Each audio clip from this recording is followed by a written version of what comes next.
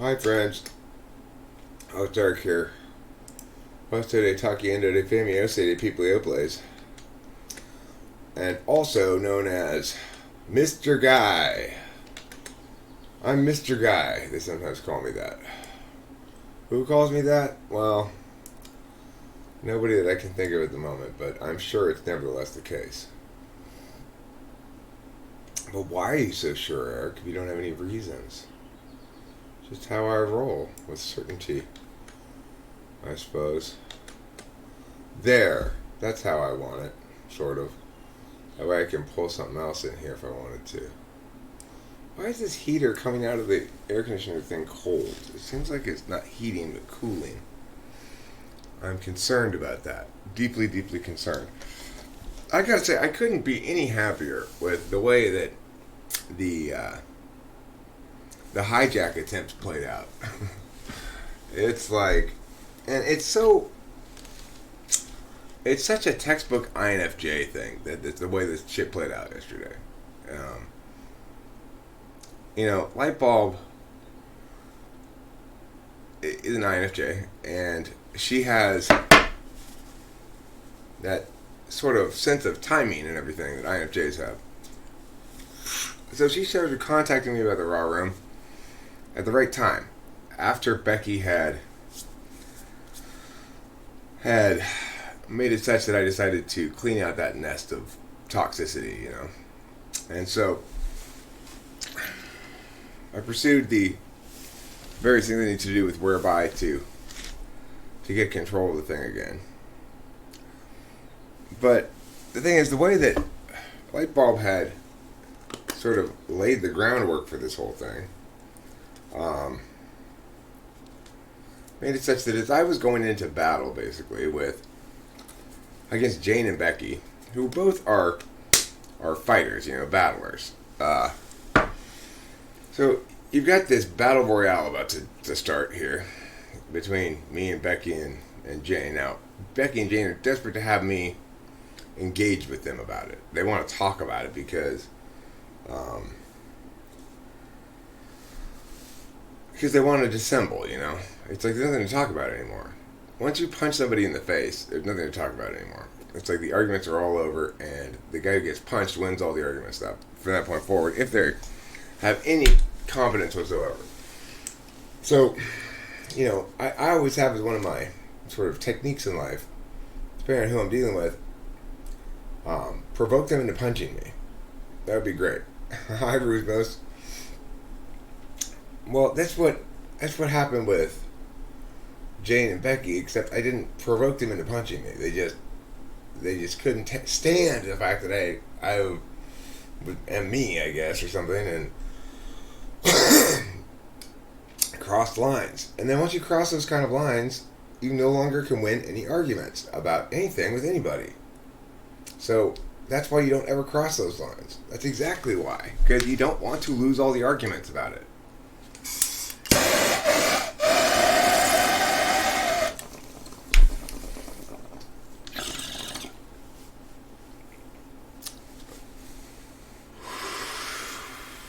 The title of this live stream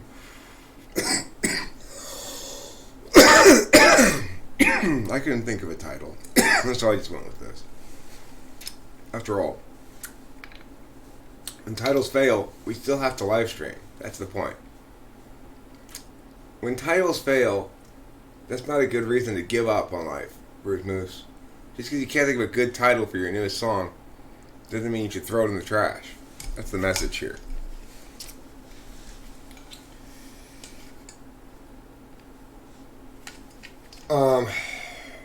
So it's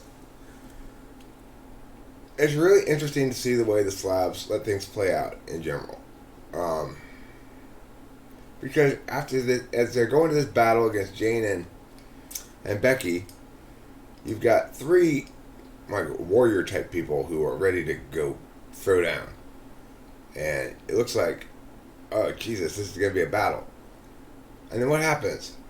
The winner is the INFJ, who sits on the sidelines and sets things up ahead of time in ways that she couldn't possibly anticipated it to play out like this. There's no possible way life could have ever anticipated it to play out like this. But that's how INFJs operate. It often looks like they're more magical than they are. They just have a good sense of timing. My messages have a long delay. It's sad for proper conversation. I'm sorry about your long delay. Maybe if you didn't live in buttfuck Scandinavia. Actually, Scandinavia is probably a good place to have quick internet.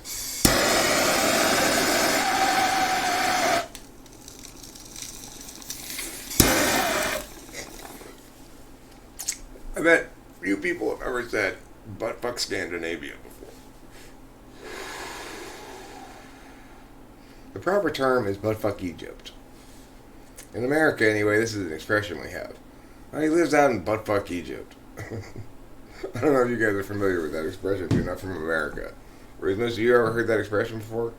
He lives in buttfuck Egypt.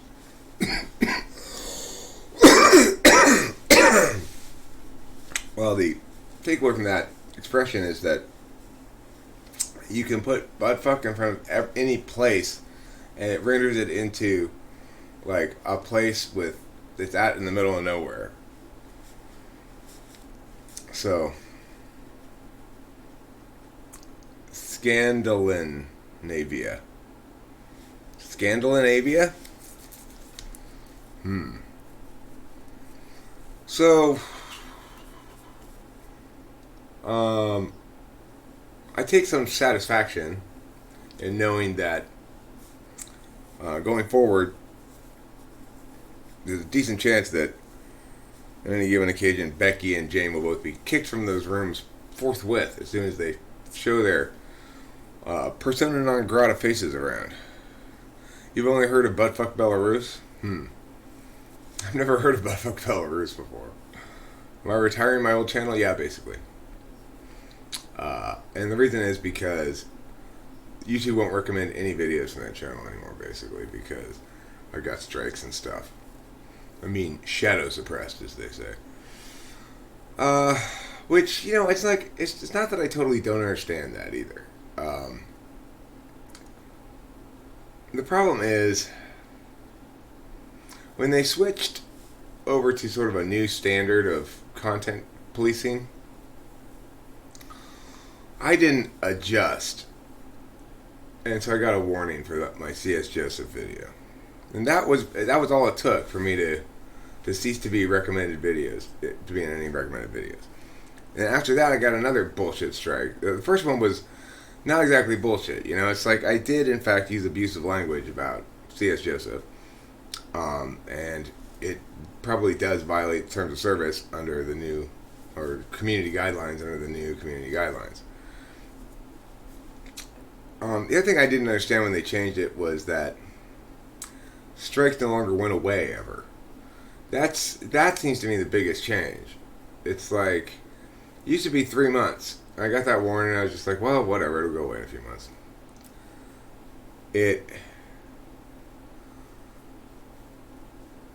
No, I've never heard of that. Buttfuck Boy Squad 34. Is it like a gay channel? It sounds like it.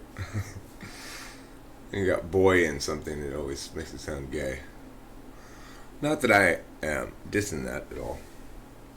More chicks for me, bro. More chicks for me.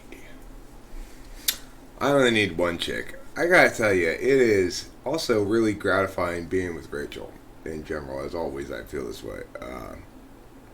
You know, she had a rough spell there where her mental health problem flared up. And she didn't sleep for like 4 days, and by the end of it, she was batshit crazy. You know, it's like I had to take her to the emergency room because she was insisting she had a thyroid problem, which she didn't have. But the great thing about being with her is she's not hosted by a girl named Ironica. Ironica? That's a weird name.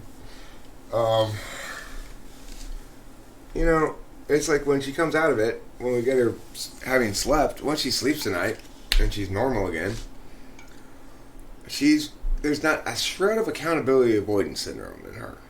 She had this sort of not fully spoken aloud conversation almost, but where she does parts of it are fully spoken aloud, but she says, I don't know how to apologize because or make things up to you or whatever. And the thing is, she doesn't have to do any of that. She does not have to do any of that. Doesn't have to apologize or make things up to me.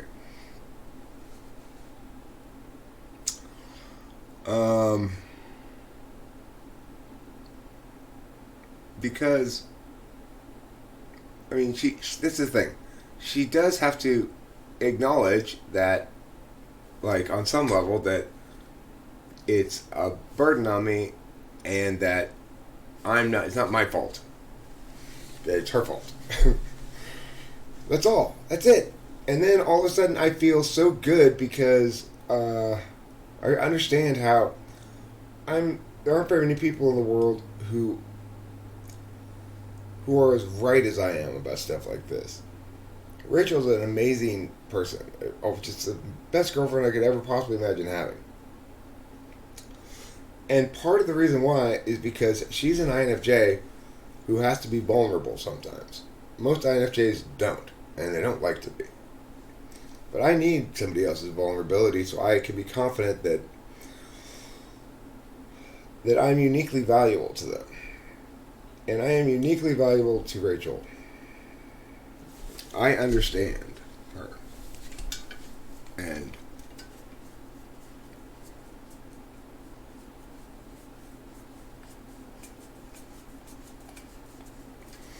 well, breathe easy.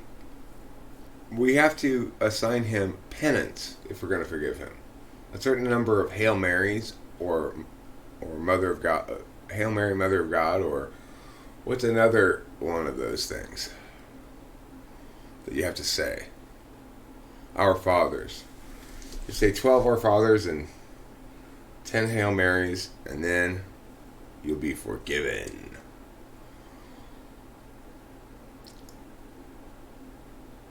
I wish that when people were forgiven, a sound happened in the skies. Like, if you went into church and you confessed to a priest, you are absolved, my son. Whoa! Like that. Shots, shots, shots.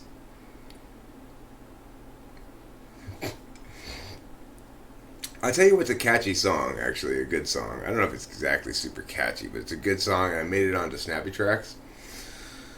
Is Boogie by Brockhampton. I finally figured out what this song was I was trying to remember for Snappy Tracks. I finally just said, fuck it, and called Delilah. And she had no idea what I was talking about at first. But after I talked with her for a long time, I was like, you gotta remember this. We were blah, blah, blah, blah, blah. And I'm like, it's like this boy band or something, he said. It was like, maybe it's affiliated with that, with that show you go see. She's like, Coachella? I'm like, no, it's something else. It's like a camp or something. And she's like, oh, Camp Flog? I'm like, yeah, it's something to do with that. And then she remembered and she's like, oh, you're talking about frog camping. I couldn't hardly hear her on the phone. Frog camping? I said, no, frog camping. I said, what? Can you spell it? And she said, Brock, like in Pokemon, Hampton. I'm like, oh, that's it. That's the band. That's the one I was trying to think of. And what's the song that we listened to that I liked a lot? She said it was probably Boogie. And when I first started listening to it, I wasn't sure if it was the one or not. But after I listened to more of the shit, that's the one. It's Boogie. So, there's a new Snappy Track on Snappy Tracks. I also recently added to Snappy Tracks, I added Stressed Out by 21 Pilots. Right, only if you're playing chess is correct. Bishop, Breathe Easy has correctly answered that question. Now, if you're confessed to an archbishop, then, yeah. Have I ever tried acupuncture for Rachel. All right, so I want to tell a story here of sorts. Okay, so that people understand this. Since she was probably 6 years old, Rachel has had a sleep disorder. She's not been able to sleep normally, and for as long as she was, say, from adulthood on, she has always said that she needs a sleeping pill so that when she cannot go to sleep, she can take it and go to sleep. Now, keep in mind, this girl does no uppers of any sort. She smokes weed, but there's no reason for her not to sleep. For me, there's reasons not to sleep when I don't sleep. It's because I'm up on Adderall. For her, she cannot sleep. And when she doesn't sleep for days and days, then she starts to go crazy, as anybody will. And for the entirety of this time, she's 35 years old, she has heard from everybody that she's told she needs sleeping pills. She's heard, well, have you ever tried this alternative? Of course, she's tried lots of alternatives, but it's kind of like this. I need a boat to get across this lake. And everybody in the world comes up to her and says, well, have you tried a hydroplane? Have you tried a hot air balloon? Have you tried a horse? Have you tried a horse with water skis on it? Have you tried auto car that can float maybe? Have you tried a bus? Have you tried a train? Look, it is possible to get across a lake in many ways. It's true.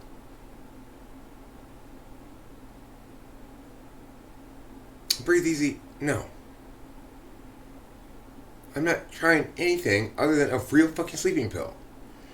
Because Rachel is entirely done and incredibly frustrated, although she is an INFJ, so you have to be looking out for it, by the fact that the NI of the thing has been ignored her whole life, despite her telling people this. She needs a strong sleeping pill that she can take after, say, the second night of no sleep that'll knock her the fuck out for a full night. I don't want her to take sleeping pills every night. Right now, she's taking a fistful of medication every night. Hey, whatever works is fine, okay? But like I said, at this point, it's pretty straightforward. What she wants, in no uncertain terms, is clear. It's not a solution to her mental health problems. It's a sleeping pill. Okay? What she absolutely does not want are suggestions that she do something else. So why is there so much pushback on mental health stuff like this? Why is there so much try this, try that shit?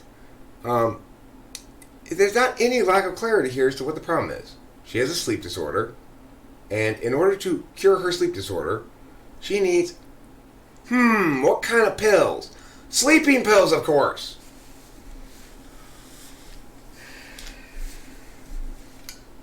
But most importantly, it's like,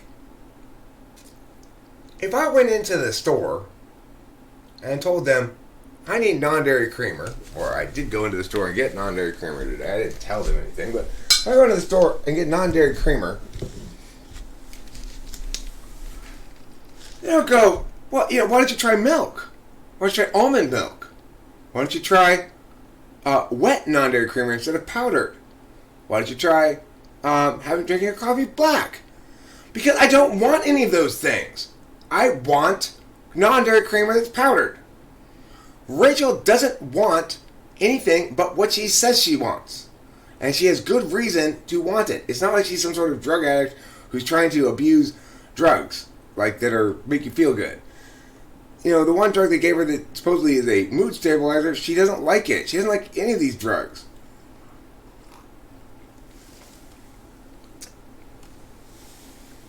Right now, they've got her on trazodone, quite a bit of it, which is prescribed off-label for sleep.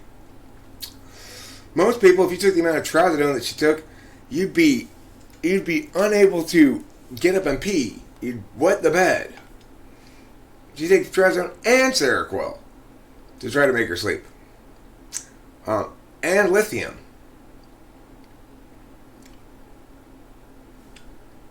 Here's an idea. Why don't we try, instead of all that shit, why don't we try a sleeping pill instead? But regardless, why am I mad at milk today? I'm not mad at milk today. I'm actually not mad. We've got an appointment with a psychiatrist at 11 a.m. I'm excited about it because I went through and I found the psychiatrist that I wanted her to have, and I emailed him, and I've been talking back and forth with him. He's expensive, but I made a deal with him. Like I said, I proposed the following terms, and I said, okay, because you have to. It's like to schedule it to work with this guy, or this is basically probably true for a lot of psychiatrists. To work with them, you've got to schedule 4 sessions. An initial thing that's, it's fine, Marwa Abdullah. You seem like an FI user. Breathe Easy in this instance seems like not an FI user, although I think he is. FI users are gonna respect the argument I just made. Okay, that's an FI argument I just made. I mean, the thing is, I don't really respect the argument I just made in general. But in this instance, I do. It's like, I understand Rachel's personal history is one of being thwarted in her agency at every turn. And in fact, I am her champion who battles on her behalf and for her to be taken seriously. And so, I'm a little, I guess, touchy about it or something. I made a deal, right. Right. So, it's still going to cost us $1,000 for all 4 sessions. But they're shorter sessions, and it's less than it would have cost us. We're saving about $500 probably.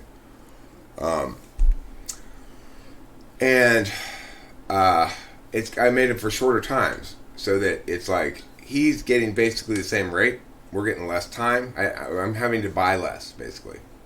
So that's cool, and it's because her case is so well established already. She's been hospitalized 3 times for manic episodes, or what you might call psychotic breaks. And when she is in one, let me tell you, it's a psychotic break. The worst of these that I saw, because now it's never going to get as bad as I saw the first time, because now I know what I'm doing and I know what I'm looking at. But the first time, she thought people were having sex in my garage over there. She thought people were inside my dad's car. She squirted water in there. She squirted water on the garage door opener. I mean, she was genuinely like, pew, right? But,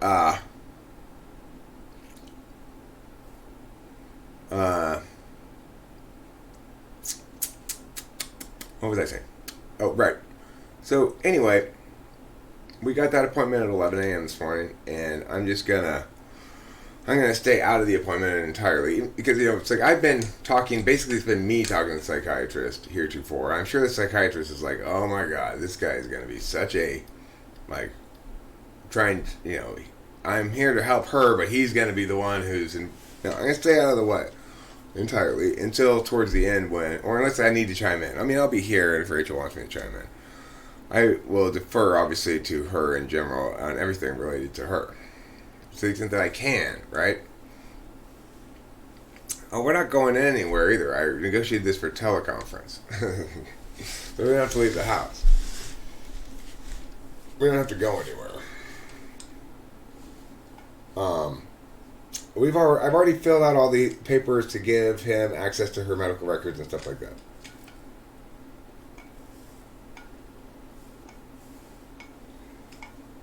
But yeah, we did a lot of TE legwork, Winston's mom. You would have been very proud of me. I wish you had been here watching so you could grade my TE. It was very good for once. Um, I did a lot of legwork. The thing was, and here was why Rachel and I had some conflict this time. Probably more conflict than we had last time. Really, is um, the what was I saying? I lost my train of thought. Oh yeah, Nikolai, share you and a half. He's broke up with that person, right? You're not in that relationship anymore, are you, Nikolai? Share? Or are you still in it? Are you locked down with that person still because of the virus?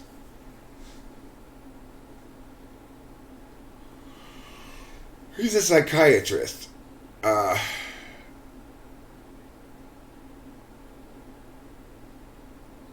yeah. I'm gonna manage the.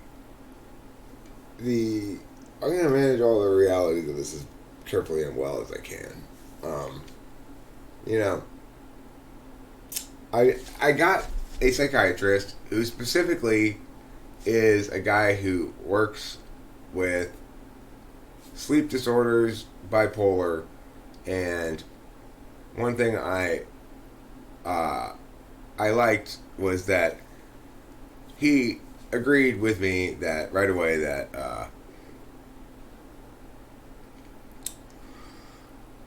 trazodone and Seroquel are not good things for her to be on. So I like that. You know, it's like, especially trazodone. He says trazodone is not a good thing for her to be on, and it could actually be making the symptoms worse. Yeah. He's a doctor. Yeah, he's an MD.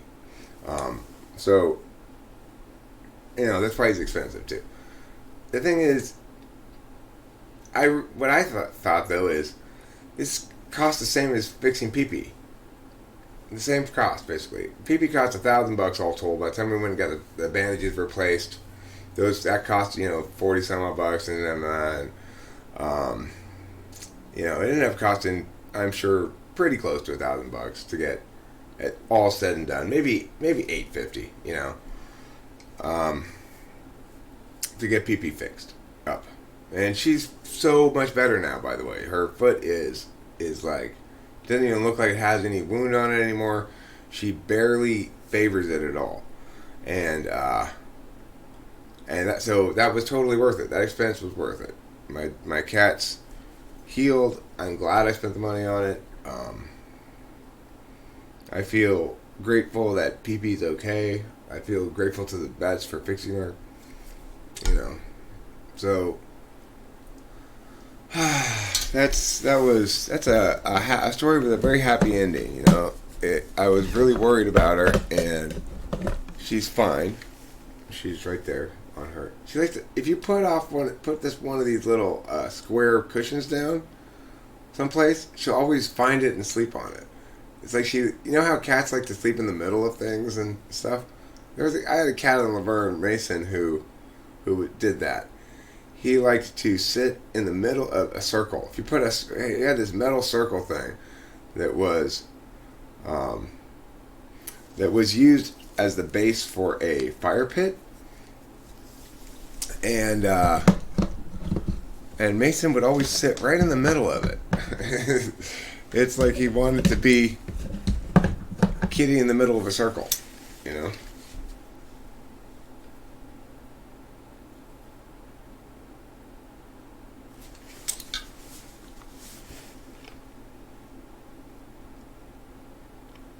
You're locked down with that person?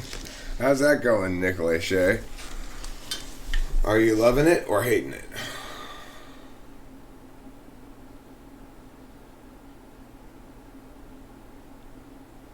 Are you loving it or are you hating it?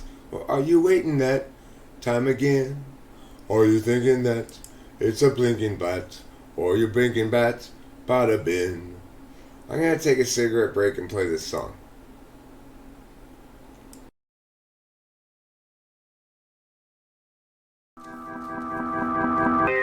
Cause she's got what she sought, cause she sought it all.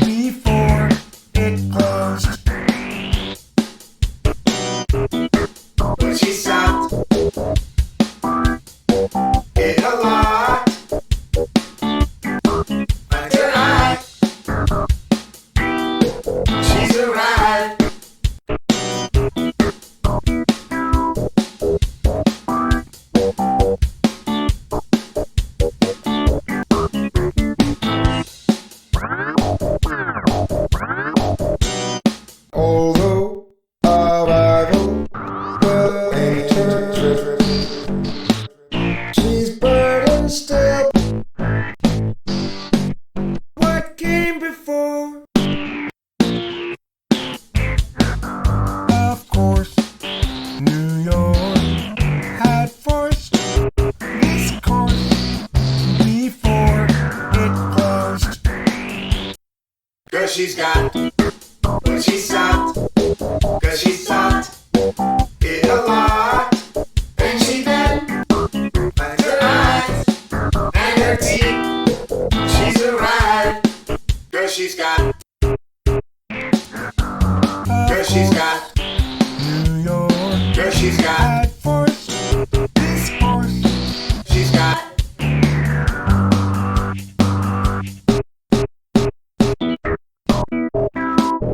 'Cause she's got. 'Cause she's got. 'Cause she's got.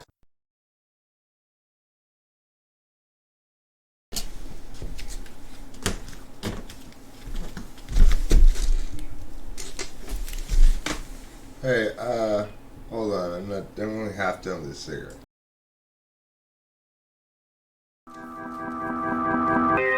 'Cause she's got what she sought. 'Cause she sought it a lot. And she then finds her eyes and her teeth. She's arrived. 'Cause she's got. 'Cause she sought. And she then and her teeth. She knew, of course, New York had forced this course before it closed. But she sought it a lot. Finds her eyes. She's arrived.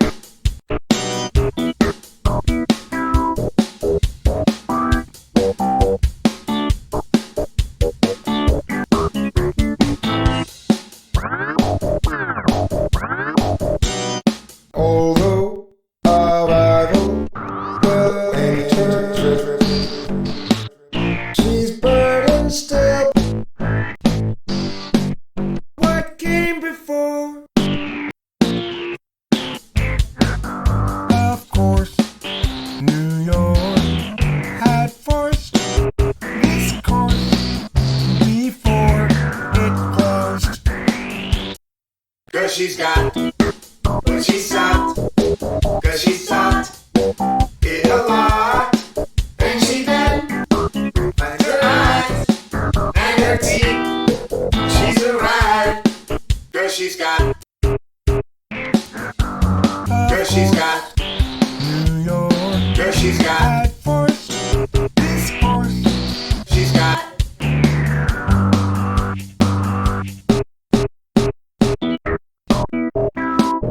'Cause she's got.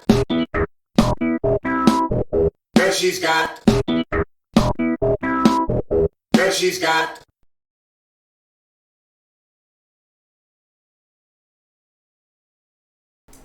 Hello, friends, and welcome back to Talking with Famous People.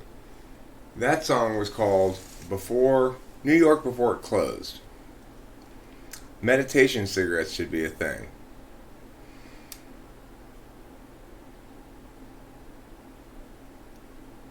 You have everything you might need. That's fantastic. For every contingency?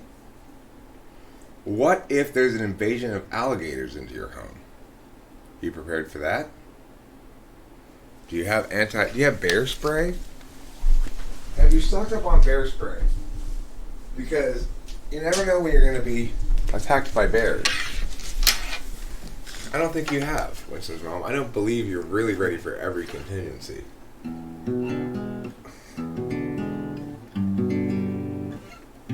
You're being careless. I'm convinced that you're being very careless right now, Winston's mom. Oh, it does exist then still. Okay, cool. I wasn't sure. I don't use Discord. I'm old enough or something that I don't like new platforms, because it's like, another new platform. What are your thoughts on if personality can change during adulthood? I've gone through some major changes in the year. Okay, well, Kelly Hagerman, I will tell you that your MBTI type has not changed. And the answer to your question is that the reason it hasn't changed is because an intentional manner is a style of attention that you apply towards things. And your dominant function is the default frame of your being. Even if you behave quite differently now, that doesn't mean you're processing things through different attentional manners. It may mean that the display of those processes has changed, sometimes dramatically. So, I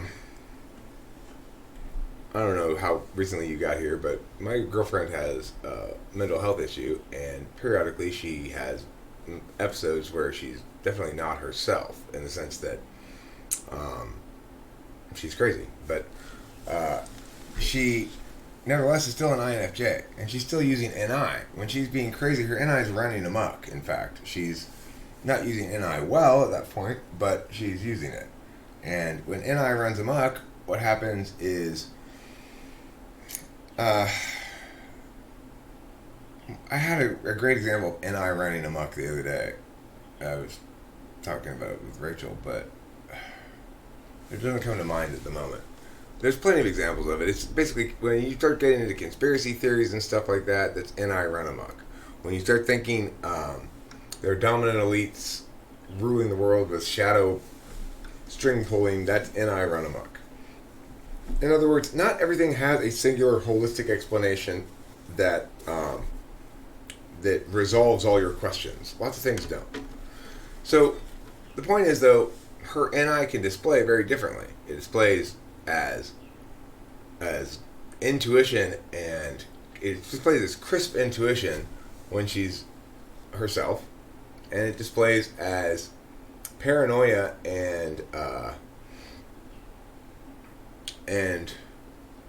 excessive magical thinking when she's not. So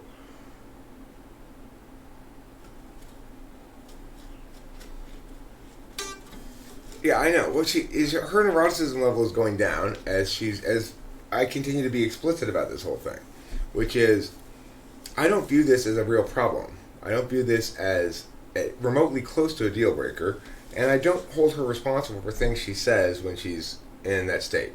Like the other day, she told me she hated me when I was dropping her off at the emergency room. But why did she say that? Because I didn't agree with her that she had a thyroid problem before a doctor had seen her. I was telling her, listen, we have a real problem in front of our face here, which is you need to go to sleep. You haven't slept in 4 nights.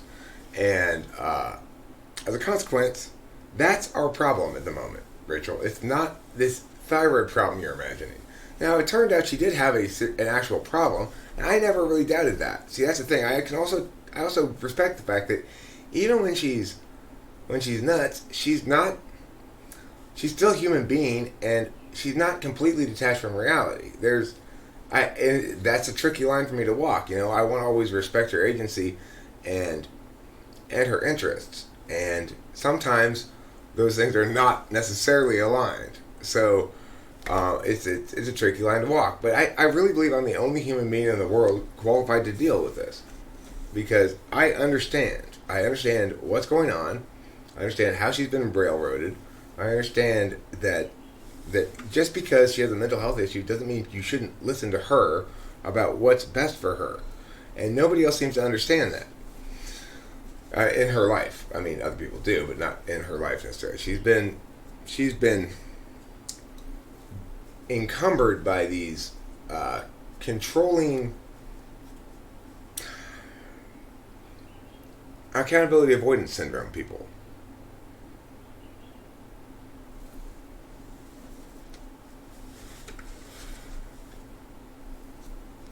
Well, sure, but the thing is, I try to take the approach that because I've read about this stuff a lot before the last time that it happened, and the approach I try to take is this: I just try to be calm, correct her in her crazy thinking, because what the article I read said, it was by somebody who has these episodes. They said, when I'm in that state, I know my thoughts not rational, but so if you just gently just tell me that, then that's the best thing you can do. Remind me that it's not rational. Don't agree with them and play along. That's not what you should do. When she says things in... Okay, well, see, here's the thing, Kelly Hagerman. After getting into the military, you notice a mindset changed and tested as ENTJ. Okay, so fine. That probably represents growth in your self-concept narratives, so that you're viewing yourself as more purposeful being or something like that. But here's the deal: an ENTJ has a specific skills deficit that you don't have. So I can prove you're not an ENTJ right now. I can do the following thing, and you probably can too. This morning, I woke up at 7 something, and I got up, I peed in the sink here. I got myself a few Adderalls, and I drank those with a little bit of old coffee. And then I realized, of course, I have no non-dairy creamer, so I got into the car, I drove down to the Bonds here in Arcadia, and I went inside and I got a big thing of non-dairy creamer, powdered non-dairy creamer. I went to the line. There was a lady in front of me with a lot of stuff in her cart, and I just had this one thing. So she let me go ahead of her, and I paid for my thing. I got back into the car. I drove back home. I came in here. I poured myself a cup of old coffee and put it in the microwave to heat it up. Got some non-dairy creamer in it. Listened to that song, and then I put a video up on the other channel, and then now I was going to stream here, and then I started streaming here. So that's an articulation of what I did this morning. If you can do that, you're not an ENTJ. ENTJs literally can't do that. It's not possible for them to do that. They can't imagine why anybody would ever want to do that, or why one would need the ability to do that. And it's very stark and cut and dry. If you can do what I just did, you're not an ENTJ. If you can't do what I just did, then you never could do what I just did. And you've never been anything but an ENTJ. Or potentially an ENFJ. There are only 2 types who have that deficit, ENTJ and ENFJ. So if you don't have that deficit, then you're not one of those 2 types. And those, you happen to include a type that I have something super definitive like that on. It's really only ENFJs and ENTJs I have something that definitive on. TI polar is pretty much as definitive, but it's a harder one to get people to understand, to test themselves on, So if you can you do that, Kelly Hagerman? Can you articulate the details from when you woke up till now? Like that, in a sequence of steps of things that you did or whatever? If you can do that, you're not an ENTJ. But, here's the thing. ENFP, there's a good reason why you might test as ENTJ, and that is because there's a similar value matrix there. It's, not similar value matrix, it's similar affect or display mechanics. So, ENTJs have demonstrative extroverted intuition, ENFPs have dominant, so they both demonstrated plenty. ENTJs have dominant TE, which is an absolute value, and ENFPs have third slot TE, which is an absolute value. So they both seem to value it highly. So that's the main reason why you might type as an ENTJ even if you're an ENFP, or potentially as an ENFP if you're an ENTJ.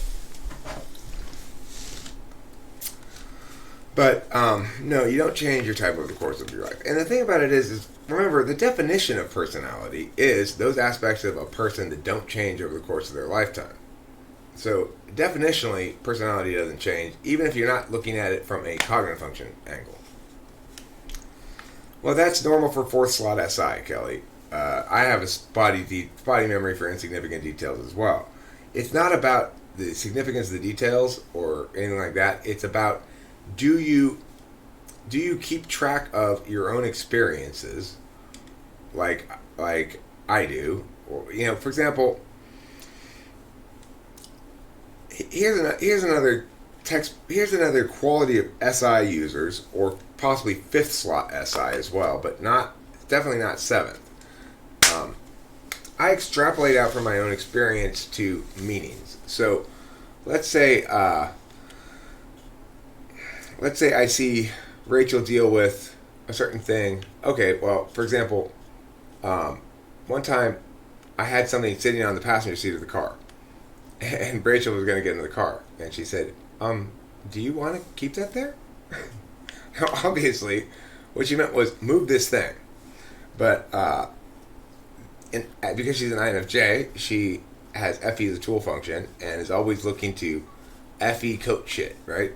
So when I had that experience of Rachel behaving thusly, I created meaning from that and said, aha, now I'm going to generalize out from my immediate experience and say this must be true of INFJs in general. ENTJs do it the opposite way. They go, here's what's true of things in general, so you must be that. And if in fact you can think of instances of yourself finding examples in your own life to make clear to you understandings of concepts, and to provide and to generate additional meaning off of those experiences, in other words, to generalize out, then you are probably not an ENTJ. Great name, haha. I'd probably name one Eric just so I'd never remember that goat host. Thanks, Breathe Easy. You name one of your ferrets Eric? I appreciate that. I encouraged Frank James to name his dog Host Eric. He read that out loud on his live stream. I was very, very excited about that. Do you have a strange desire to clean my bong, Eric? Well, I cleaned it the other day, which is to say I took it to the hose and I squirted it in the hose and squirted all the shit out of there. But beyond that, it makes no sense to clean it beyond that. Why would I clean out all the resin and stuff? It's just gonna come right back. I mean, I smoke so much weed. It's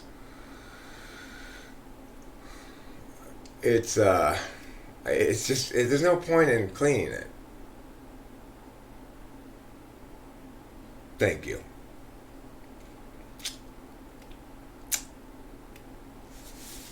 Cool. Thanks, Kelly Hagerman. I'm glad to have provided some helpful information.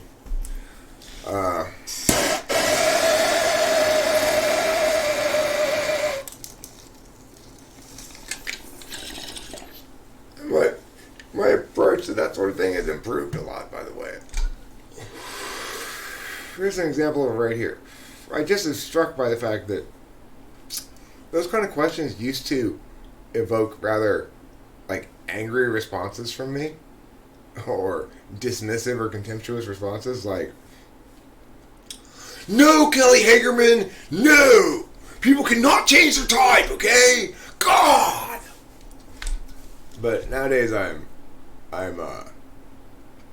recognize more the fact that everybody who comes into cognitive functions, the various stages of familiarity with it, and most people have various misconceptions that that stem from the fact that we talk about cognitive functions in a lot of different ways. And in fact, I have this document that I've been working on that I'll pull up over here, because a section on the ways in which we talk about cognitive functions is incomplete, but already helpful to look at a little bit. So look here. We've got I do it here. Attentional matters, values, behaviors, type descriptions, correlations to typical behaviors, self-reports, process analysis, skills analysis, other process analyses. But I articulate it more fully down here.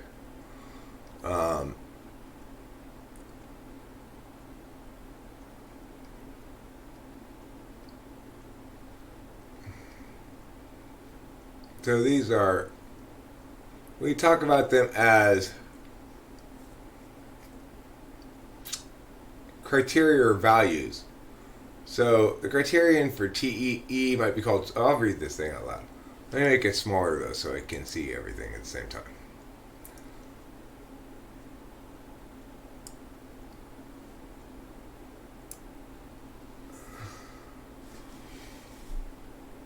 Walk my way, and 1,000 wire bins be been to bay. Boy, it might be bound, bow. I can't understand. I get misty just holding your hand.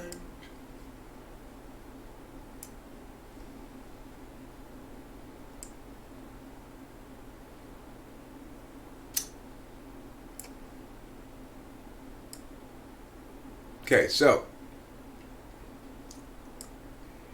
it is possible to talk of any of the functions as though that function were a criterion. For example, the criterion of TE might be called solvency or cost-benefit analysis or something like that. To say that TE is a criterion is to say that when attending to a matter, one seeks data that validates or invalidates within a TE frame and then checks against that criterion for direction. So if pretty is your criterion, then something might not work at all but be retained and highly valued nevertheless because your criterion is pretty. In other words, if I buy a broken lawnmower and I buy it because I'm going to put it in the yard because it's so shabby chic and rustic and antique-y looking, then I don't care if it works. And so in that instance, the criterion of FE, pretty, is trumping or outweighing the criterion of TE called solvency, or things working well. If you were to evaluate the lawnmower from a TE perspective, you'd be most likely to evaluate it as a tool designed to cut the lawn, and as a consequence, in that case, you're probably not using a TE frame. Now, this is kind of metaphorical though to say that these are working as criteria, or to say that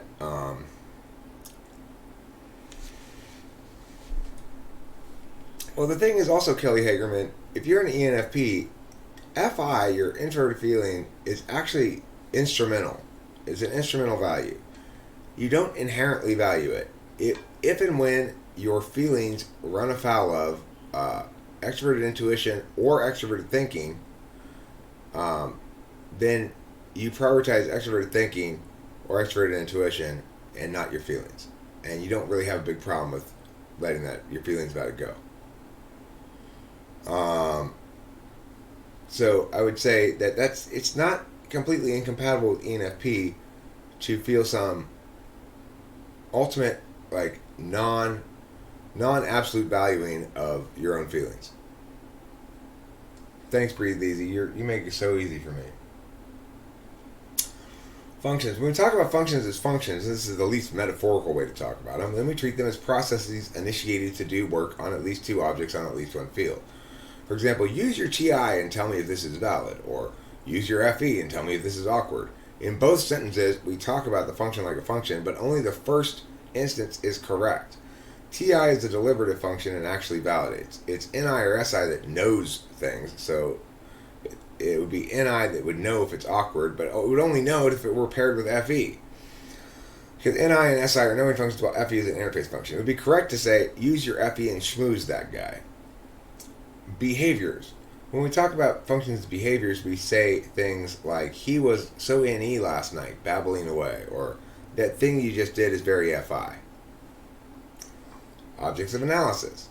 An example of treating a cognitive function as an object of analysis is, quote, a cognitive function is an intentional manner, or, quote, your FE in the third slot means that you will be more meow than most.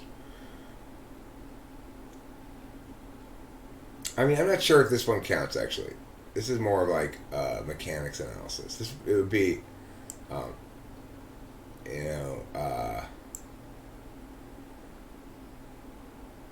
FE is a way of interfacing with the world or something like that. I'm going to change that one. FE is a way of interfacing with the world. So I do a lot of talking about cognitive functions as objects of analysis, but in that case, it's not exactly a metaphorical way of talking about it. It's saying it's meta-analysis, so I don't know what else to call it. Archetypes are symbols. Some people like to use a lot of archetypes and symbols when talking about cognitive functions. They tend to sound kind of ridiculous. Your witch function will try to trick you, while your trickster function will attempt to bewitch you. Like, for example, when my hero disrespected my critical parent, my demon got all fired up. And I think my shadow might be emerging from my relief function. I think I might be getting goo all over your demonstrative slot. When a system or tool, you could treat it as an object or objects and systems. When a system or tool or other object seems representative of a given function's criterion, description, then we will say stuff like, the way they have things organized is so TE, or that's such an any jungle gym. We could also, the other thing is, I should be on here, is attributes. A lot of people treat them as attributes. Attributes. This is probably the worst way to treat cognitive functions.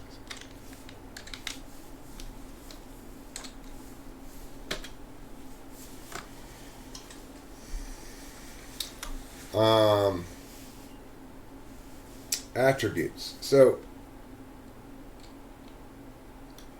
a lot of people think that descriptors of people, things like smart, creative, grounded, friendly, etc., are a good way to determine type. They absolutely are not. Are not. And correlate only loosely, only some of the time, using self-reporting tests, which tend to test for functions as though they were attributes,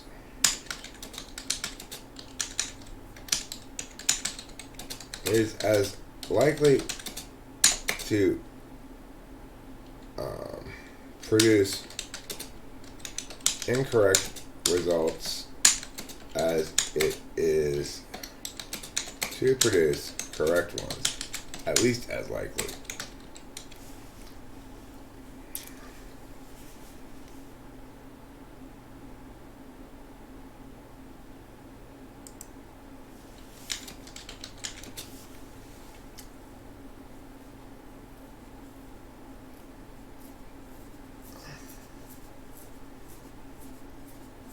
Alright, so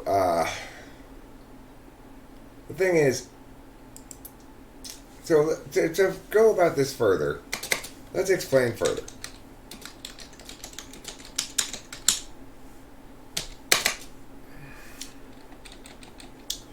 I was relatively popular. I never fit into one friend group at a time, and most people I knew who I was, but I've always been socially awkward. I find ENFP socially awkward generally. One of my childhood friends, Jenny Mabry, I always was like, I had a weird sort of relationship with her. It's like she seemed like me, but I also found her awkward, and I didn't like the way she dealt with things. She was an ENFP, and I talked to her actually as an adult, and I like her just fine. She's married now. She's got a family, and a big house and kids in Pennsylvania, and yeah, I think there's a TWFP video of me interviewing her. Her name's not Mabry anymore. It's Monson or something. I forget. Anyway, she's an ENFP, and I always found her socially awkward. But I think as adults, they're not socially awkward. I think as kids, they're socially awkward.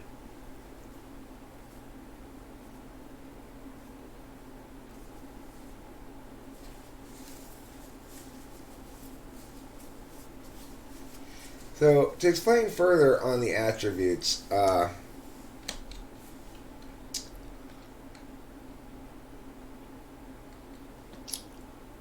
let's say pedantic does in fact correlate strongly with INTP. We're still not going to be able to use that to test people.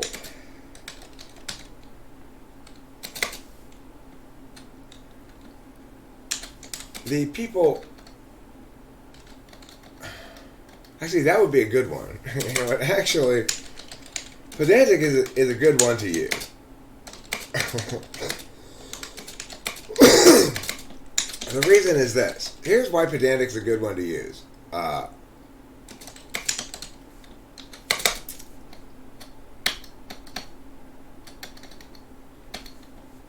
Only TI people are likely to self-identify as pedantic. It's not a positive term.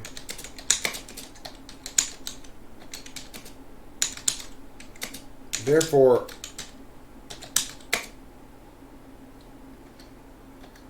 people with more subjective calculi are less likely to be able to honestly self-assess as pedantic, while more disinterested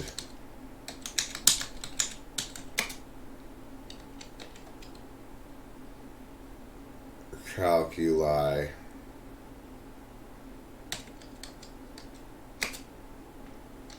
is more able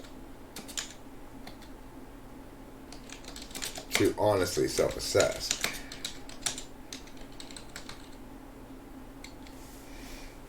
But in general, I would say that you don't want to try to use attributes. An attribute such as, especially any positive word, if you're trying to have people self-report, you know, are you smart? Well, you're going to get pretty much any FI tool user is going to answer all those questions as to how they want it to be, not how it actually is. If you're asking them to do an objective self-analysis of positive and negative traits, they're going to use their tool function as they do when, thank you, or more.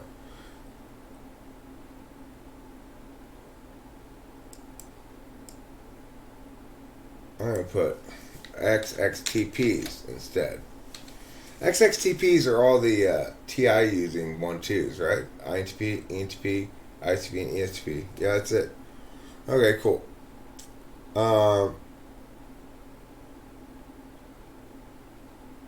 Mrs. Mom, you are an INTJ. I believe you're an INTJ. Based on just the way you are. I think you're FE Polar and TE Tool.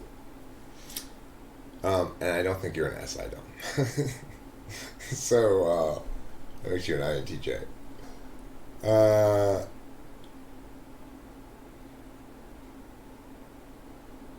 You're feeling very cold and analytical, huh? Well, Enneagram's significant too.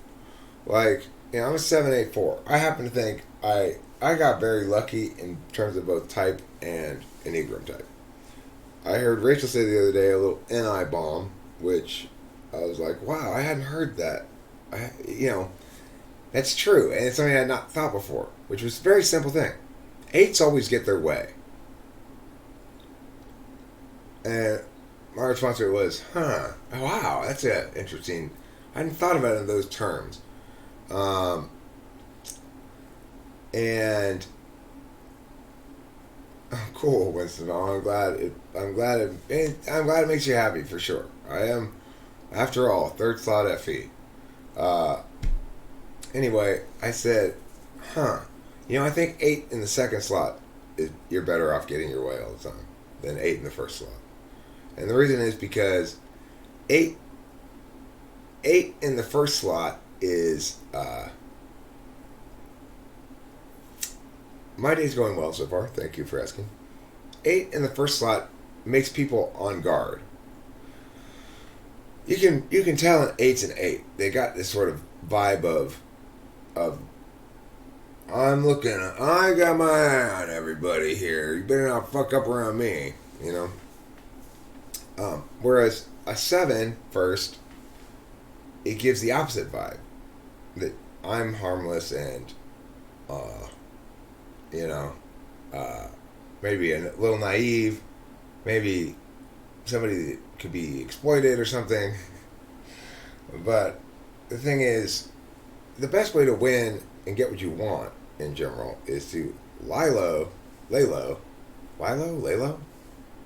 guess. It's an expression. To lay low with your 8 until somebody gives you enough rope, and then quickly, decisively, completely win the battle. I hate battles that are ongoing.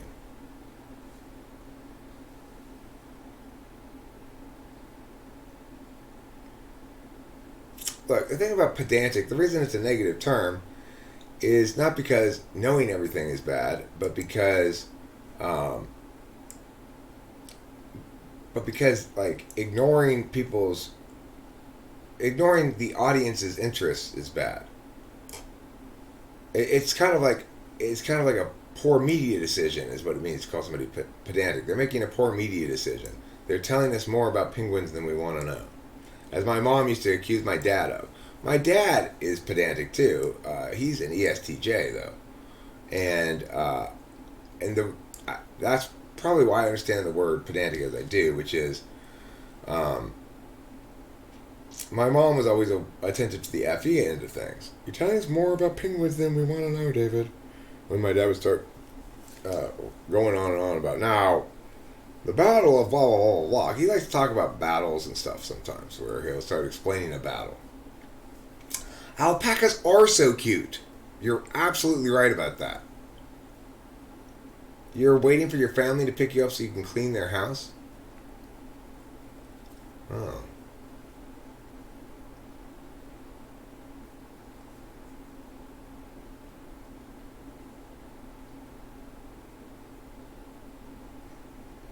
Every time I see cute gay couples, I think of Ghost Rider 2. Cute gay Japanese couple. I immediately go, Ghost Rider.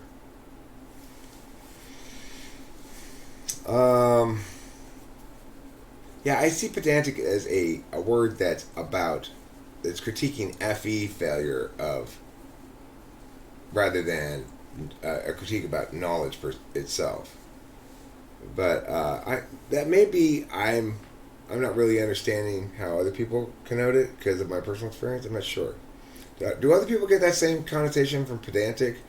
That it's not really about the person knowing a lot, but it's about the FE aspect of it? You're 80% straight? Oh, 100% gay for Rachel. Well, yeah, I mean, look, all women are only 80% straight because everybody loves boobs. There's nobody who doesn't love boobs. Everybody from a newborn baby, when they're newborn, they go straight for the titty.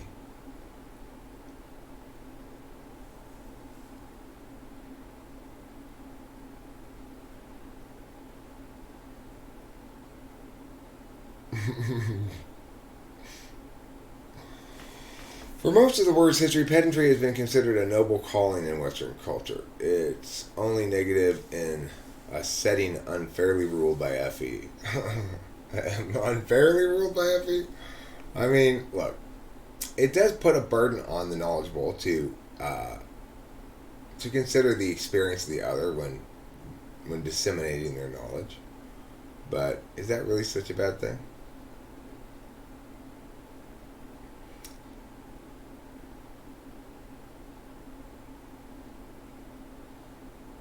Much that is subjectively valued cannot be bought with money. Money may be the inevitable destination of reciprocity, but reciprocity links strongly to that which is universally publicly defensible.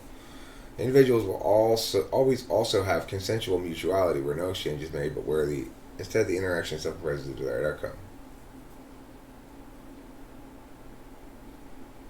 So when we talk about money, we readily accept the idea that if you want to pay someone to like you, you are using money wrong.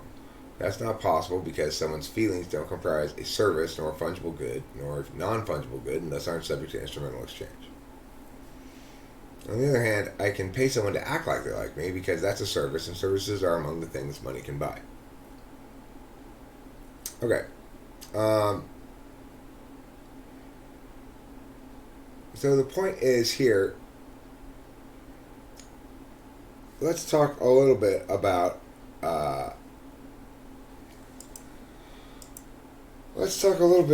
objectivity and subjectivity, which all that stuff up there was pre-work for. Objectivity and subjectivity for reals, though.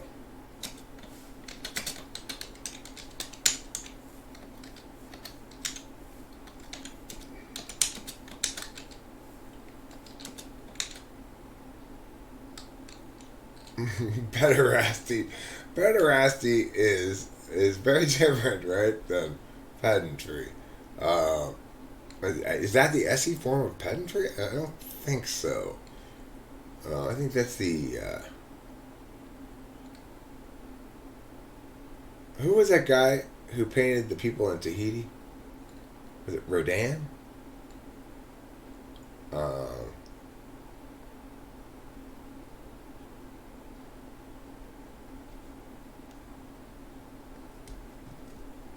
Okay.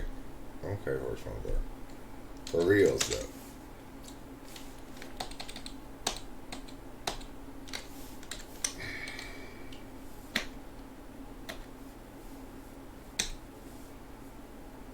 So which functions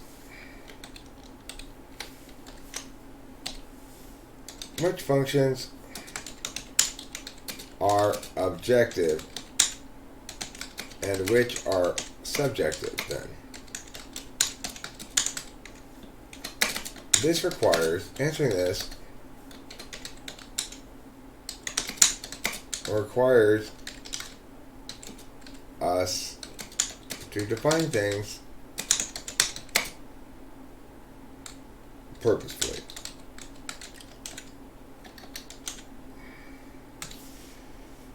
Gauguin, right. That guy was a pederast. Gauguin.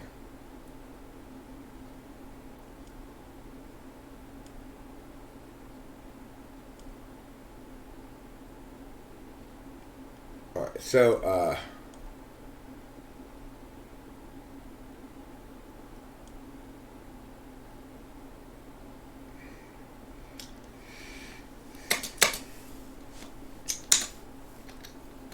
we begin with the words object and subject.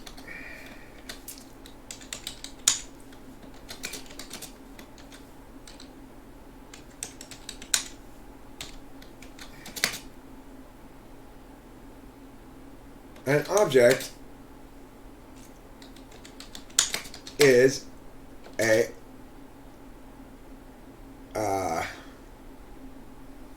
is that which a subject observes or acts upon.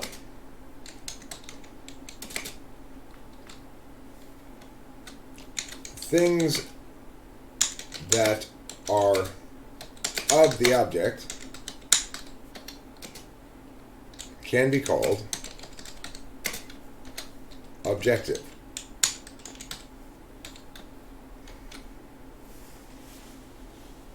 Can be called. I left out the word be.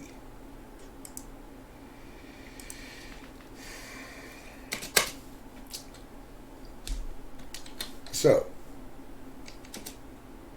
if the object in question is a guitar,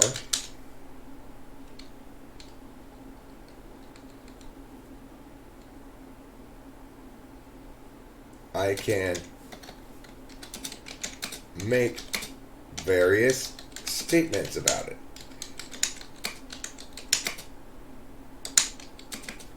Some statements I make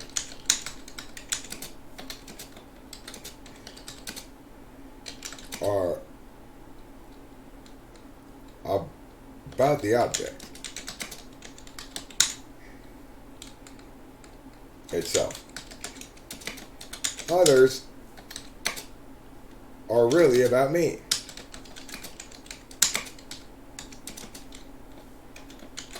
That guitar has 6 strings. Is a statement about the object.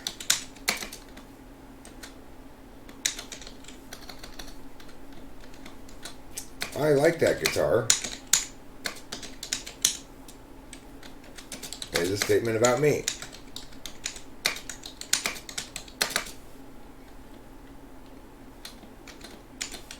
That guitar sounds nice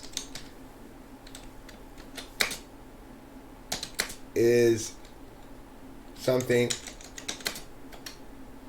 that's a bit more challenging to parse.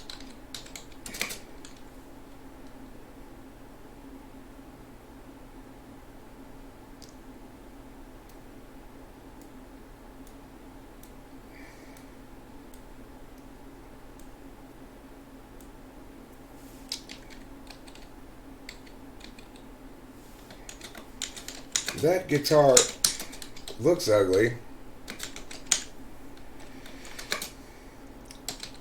is more a statement about me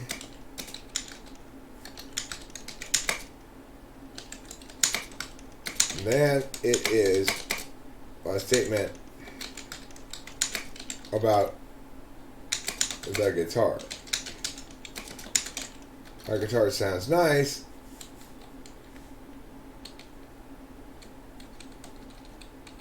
Maybe more about the guitar than about me.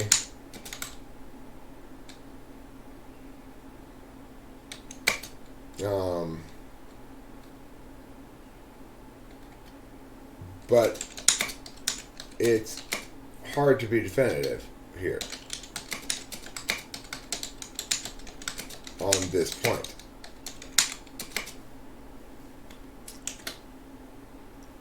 It is the case that some tools work better than others to perform the job they are designed to do.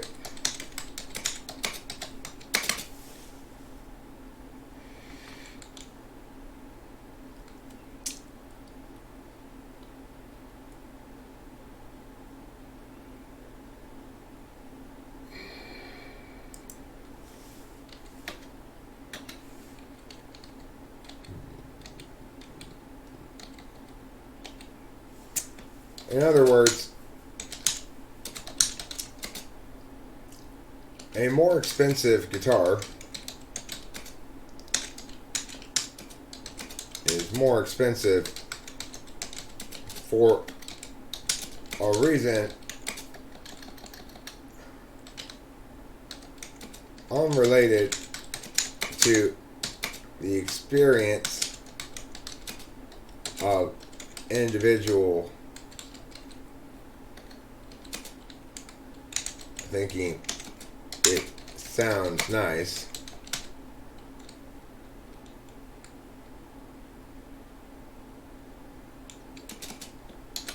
It's implicit. It's some quality implicit to the guitar. It's some quality implicit to the guitar. Stop! Stop with that double letter thing. That makes it sound nice to most people.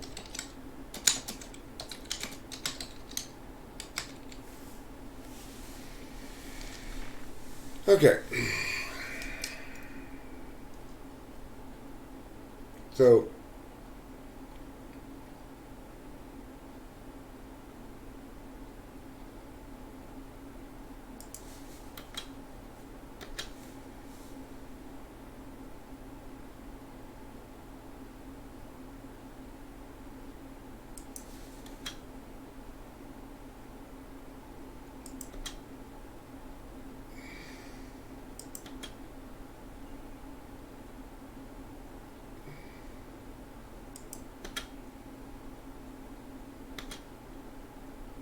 I'm going to do a little formatting here.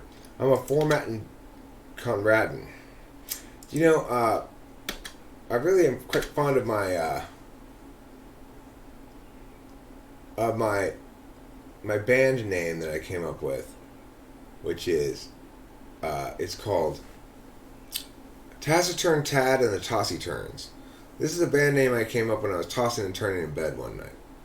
Taciturn Tad and the Tossy Turns. I think it's an excellent name for a band, and someday maybe I'll be in that band. Who knows?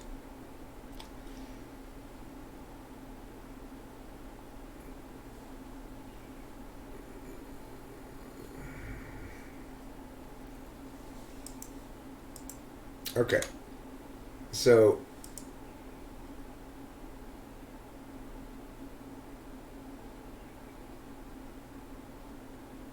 objects and subjects.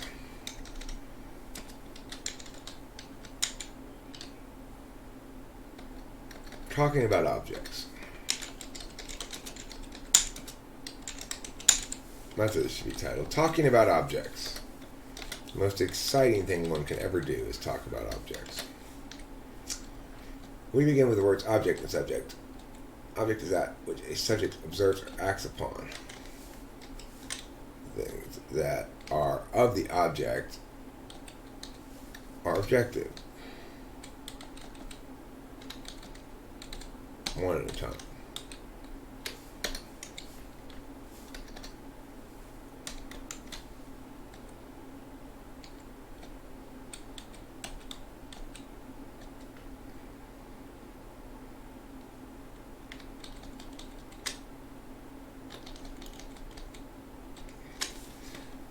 Given the root and the suffix, one meaning of object, give, is of the object.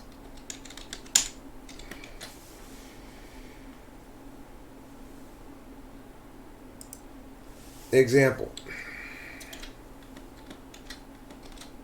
Of the object. Example.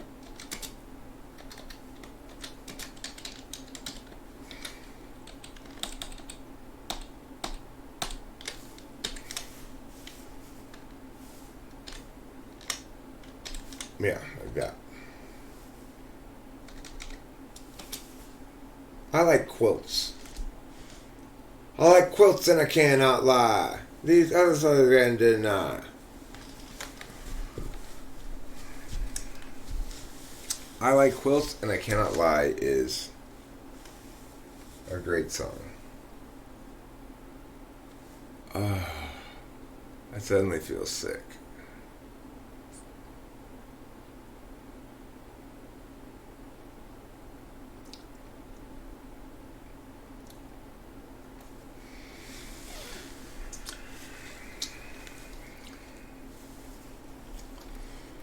I'll take a short riggedy break. Oh yeah, this is right here already.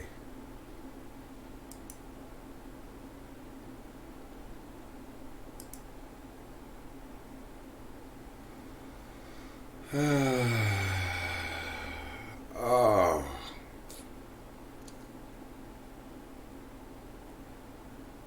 Disparagement of disseminators of true and accurate knowledge. Don't disparage those people. Your disparaging disparagement is,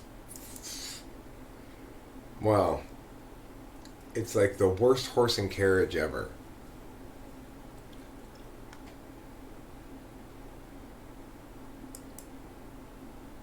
Out of rock, rock and roll. Those heavy chords show me how to be so hard. Took a 1984 gotta rock. You are so hot, I don't know what I thought. Listening to that jazz and country shot. When I should know you go down. Gotta rock. After all your talk to the very rockin' it.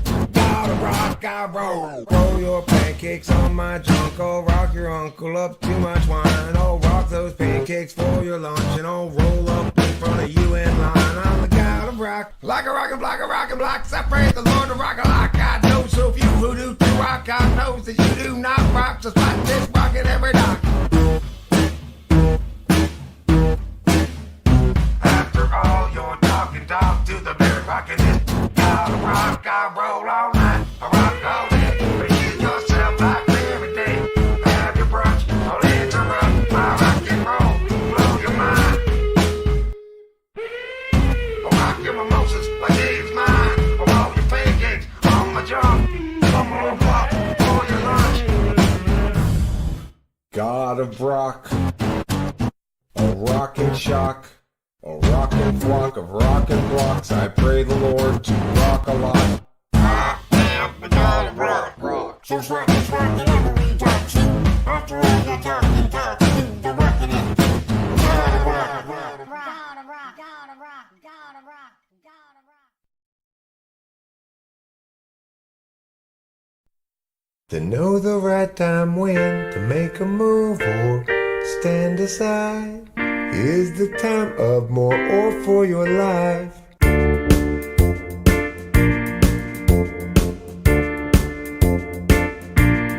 Time is the difference, not the distance. It's too slow counting things in seconds and inches. Oh, you've done it now, Mrs. Baum. Oh, you've done it now. Those one word did not need any help from me. Make many events is hard. Complicated things is trying to work in the neighbor's yard.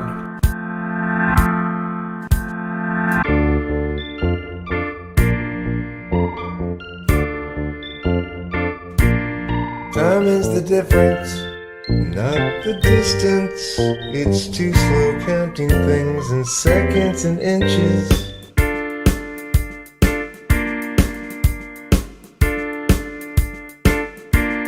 Time is the distance and the history. No indifference to breaching the fences.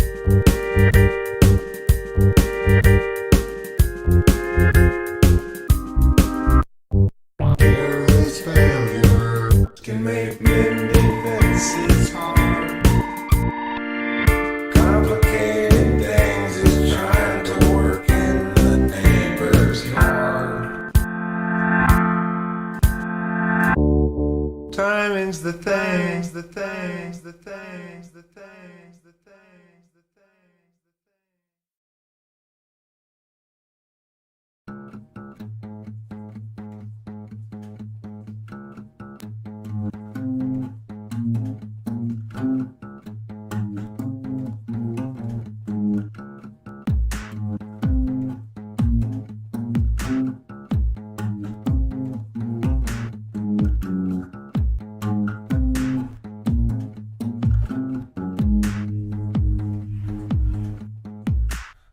Get up, Eric, quit your bitching. Cooking showtime in the kitchen. Be alive and start to roll. You won't arrive if you don't go. The sun has rose, the bread has risen. This chooser's nose will choose this trippin'. I'm up all night, but I ain't trippin'. I'm making corn.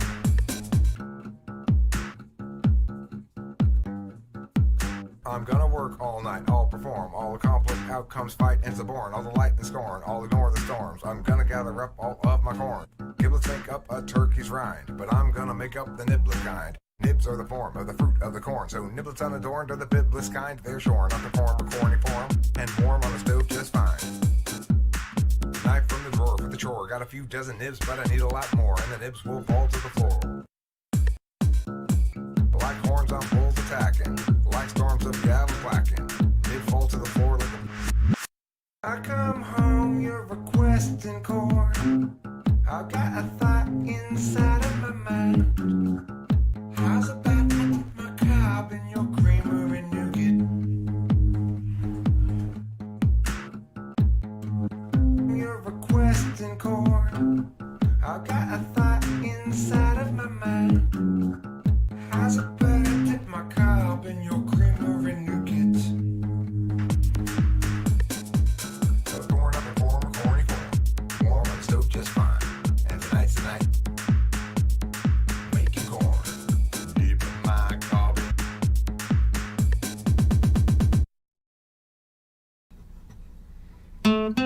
Round 'em up, boys.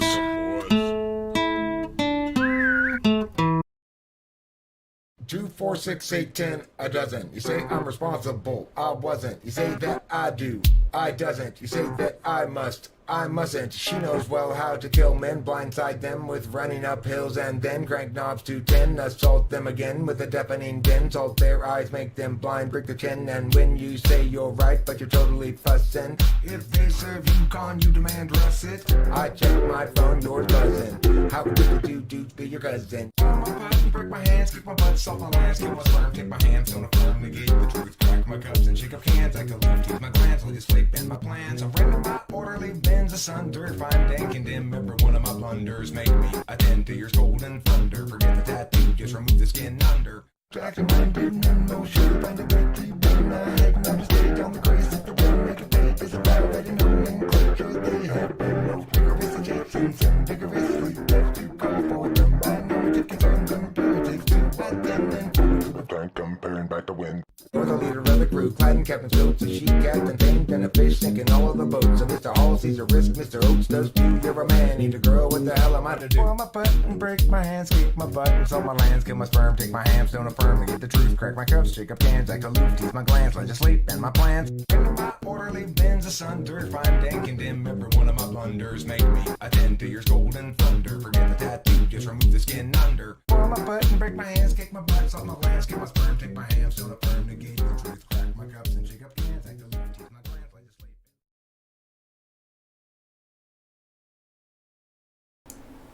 I like that song. I like that song a lot. That song, makes me sing along a lot. Spoil my putt and take my butt. Spoil my putt and break my hands, kick my butt, sell my lands, kill my sperm, take my hands, don't affirm to get the truth, crap, shake up hands, act aloof, take my glands, legislate and my plans.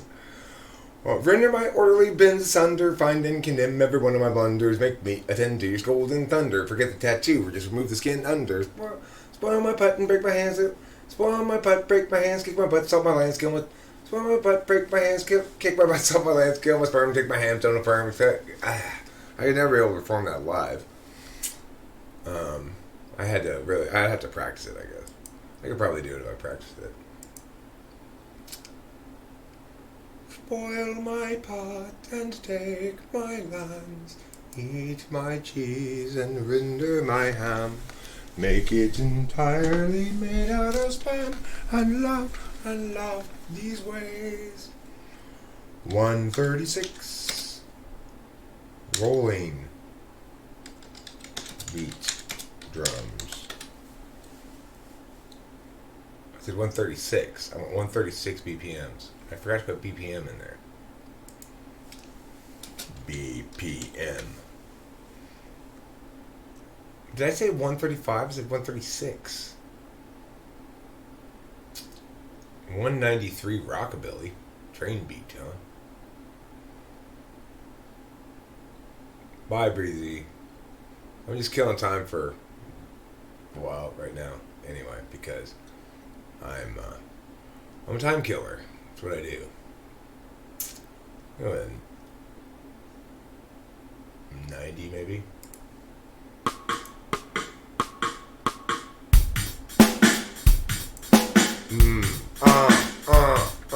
I said, oh yeah. I better fix this here by going like, oh yeah. There. Now you only get the beat in the mics. Oh yeah, it's too hot, too hot, too hot, too hot, too hot for TV. This is too hot for TV. We could have put this on TV. It's too hot. Too hot, like a sultry sock. Something.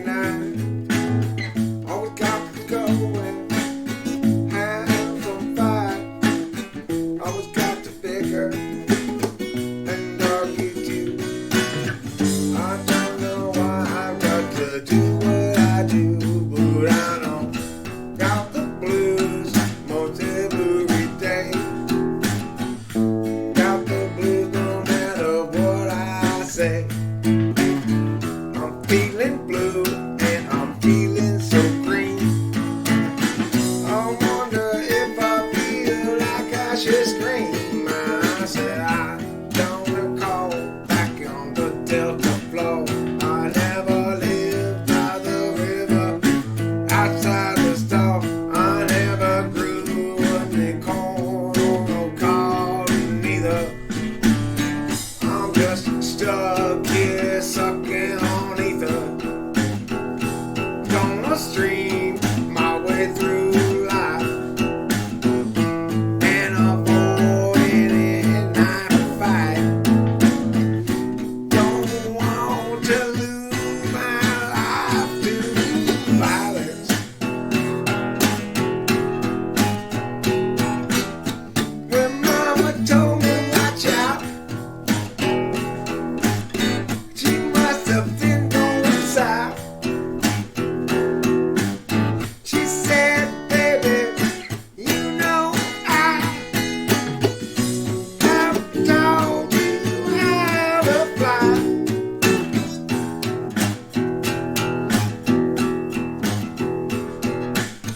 I got the blues every week when I go out in the street.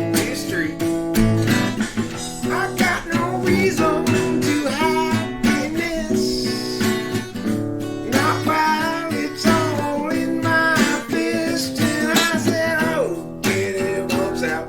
You want out the door? I could open it up for you some more, and you could make your way outside. Go ahead, Pete. Okay, that's a little something called the blues. If you're expecting the greens or the yellows, you're disappointed. If you're expecting the blues, you're appointed. Director of the Blues by me. Oh my God, Maddie Sanchez. This is for you. Take care of your shit, dog. You gotta take care of your shit. That guy, you gotta hold 2 pentacles. Gotta get the infinity symbol over your head. Got to walk and woe. Well established. I like that blues song I was playing. That was pretty cool. I enjoyed it. It reminded me of the wispy wherewithals of wonder that once fulfilled the times and places of my days.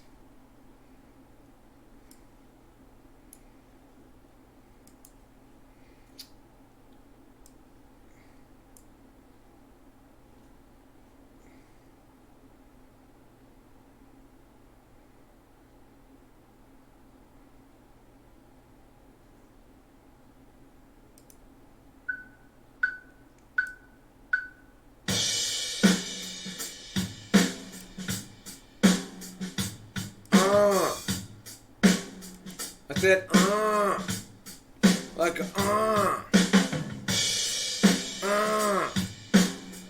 Can you hear me? I said, Can you hear me? I said, That's the only word I know.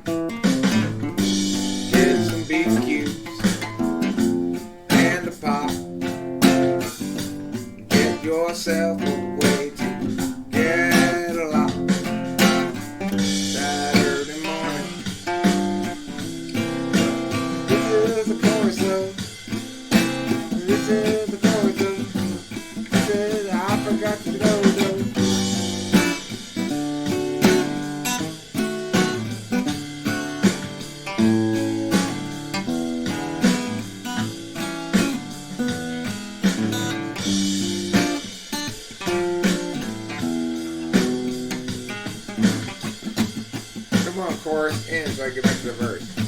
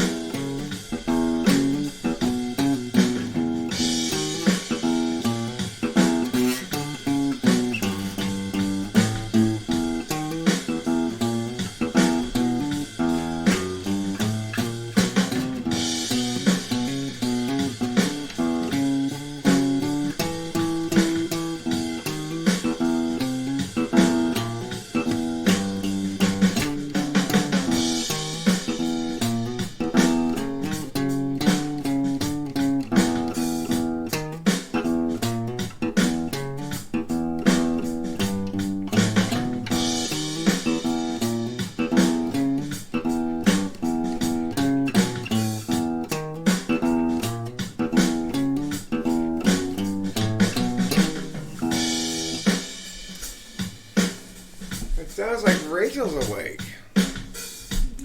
Happy day. Sounds like you're right. Looks like Rachel's awake, y'all. And she's dropping the beat, y'all. And she's dropping it hot, y'all. And she's bringing the meat, y'all. Come on in, baby cakes.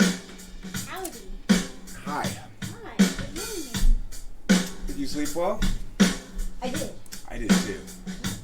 Talk about sleeping well. Oh my goodness.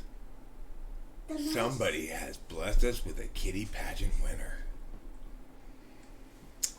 If you like winning kitty pageants, It's you. and you're very jealous of Capillo. Yes, if you like winning kitty pageants, then you're very jealous of Capillo. Because she always beats you at all the kitty pageants. Yeah. Yeah, I slept really well. After I came back, I slept well in there, and then we switched. I slept really well in here too. Good. I'm glad. Yeah. There must be like something inside of us maybe is more rested. I found it colder out here, which I liked. Thank you. I had the heater off all night. I like the like heater off too? yes. I like it without the heat too. Because I It's- tend to sweat. I sleep better when it's cold, for Yeah. sure. I know what you mean about hurting people and the people who do so. When the moment feel the same most times and suspend so much of my time here being a pest of he whom I can hard but hardly harm. Yeah, you don't. I mean, you can't harm me per se. It's possible for you to hurt my feelings because I like you, I respect you, Aw. but who cares about my feelings? Who cares about my Everyone does. feelings Once they're anyway? hurt, everyone does. That's true. But until they're hurt, to me, they just do. Why would that matter at all? And then they are hurt, and I'm like, yeah, no. No. That's my impression of FI. Just a little kid at the playground.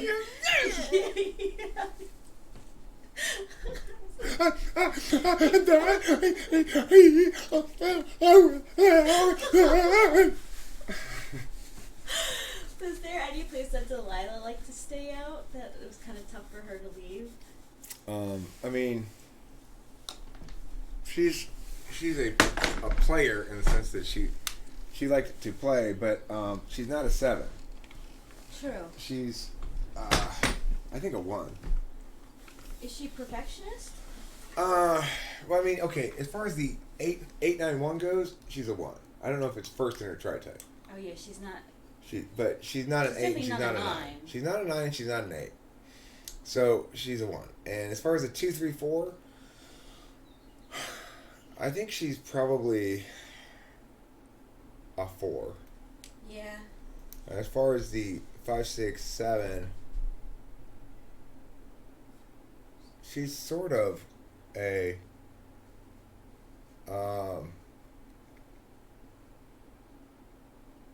I think she's a 7. Yeah, I do too. I think she's a 7, 1, 4. Yeah. 7, 1, 4. I don't know if it's that order, but I mean, I think she's probably. Visionary. I think she's 1. I think she's 1, 7, 4. Yeah, because she's able to go vacationing and stuff, and you know, Right. it's like when she recalls her stories, they're fun, like stories or like Right. exciting Yeah. events. Her story about Mexico was crazy, right? Have I told everybody on the? I think I told it once before, but I'll tell it again. She went down to Mexico with her friend April, and April's mom, and April's mom's friends, and she went with these they were very rich people. Can you grab that right there? Oh my gosh. Very rich people, or one of the guys, who was April's mom's friend, the male of the couple there. And he was very rich, and they got them like a yacht to go out on with a full bar and like, boat servants or whatever they're called. Yeah, there were boats or But they're not called boat servants. Boat I staff. can't, there's a word for particularly for boat servants, but I don't remember what it is at the moment. Anyway, and then this guy, he after they got off the boat, he bought some cocaine from somebody at the docks and overdosed, and he was also on a bunch of other shit, and they had to take him to the hospital, and like they were playing "Wake Up, Wake Up!" Don't die, don't you die on me. They were playing that game, right? Yeah. So, it's like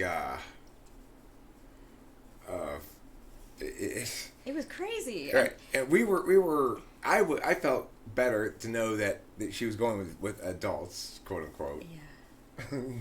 Yeah. Here they were. I bet Delilah was probably the most adult out of all of them. Yeah. Well, I mean, she told the story about how she had bought something when she was drunk that she thought was a certain number of pesos. It turned out to be dollars, and she really regretted buying it. And the adults told her to call the credit card company and claim that her card was stolen. Yeah. And she did, and then she called them back and said, "No, I forgot. I was drunk. I forgot I had bought it." And no, they're called.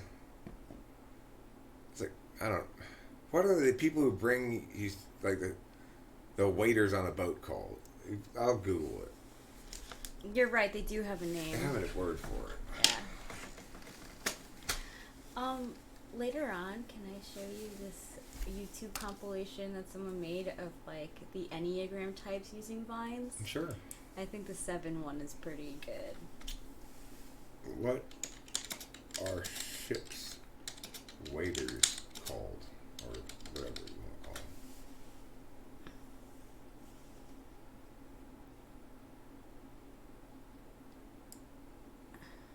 Ships waiter. Steward. Stewards, yeah. Stewards, that's what they're called. Stewards. Thank you, Horse Mumbler. You got it as well. Oh, yeah. Uh, Do we have any bowls? Bowls? Yeah, I was going to have some. Oh, some cereal. You have to go inside the house and get one. Okay, which, It's just to the right of the sink. The cabinet up there is just to the right of the sink. Okay, thank you. Anyway, I prefer to call them boat servants. Hey, you boat servants! Hi, everyone.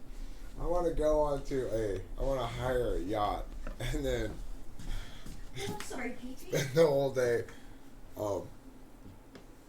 asking them about why they're called what they're called, and if I can call them boat servants. And hopefully won't leave the dock because I get very seasick. I don't want to get on any boats, actually. Now that I think about it, I don't ever want to get on a boat again. The only kind of boat I can get on is like a boat on a lake, like a little fishing boat on a lake. I can get on that fine if it's a flat lake, not a lot of stuff.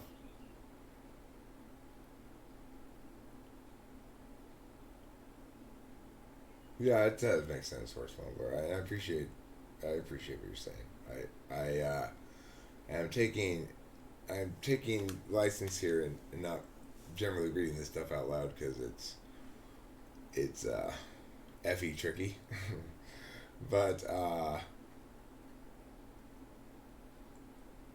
really do appreciate everything that you guys are saying. You know, the thing is, this is the bottom line: is I'm proud of the fact that the people here, a lot of them are, powerful thinkers and have and intuitives. It's like this. If I never really thought about it going into it or whatever, but obviously, there's some amount of being judged by the quality of the company you keep, and that's one thing I very much like about talking with Finnish people as an institution.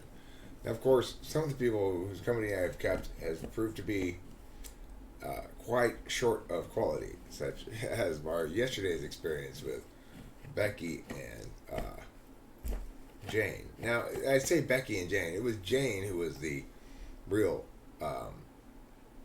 person responsible for this. I shouldn't be really including Becky in the equation because that's assuming that they were working in collusion. But given that Jane referred to Becky as her best friend, I think that's not a completely outrageous notion. I don't like to go out on yachts. No, I don't want to go on a yacht. I would not mind going on a land yacht, which would be, I guess, a semi-truck outfitted like a passenger bus with multiple stories of relaxing accoutrements.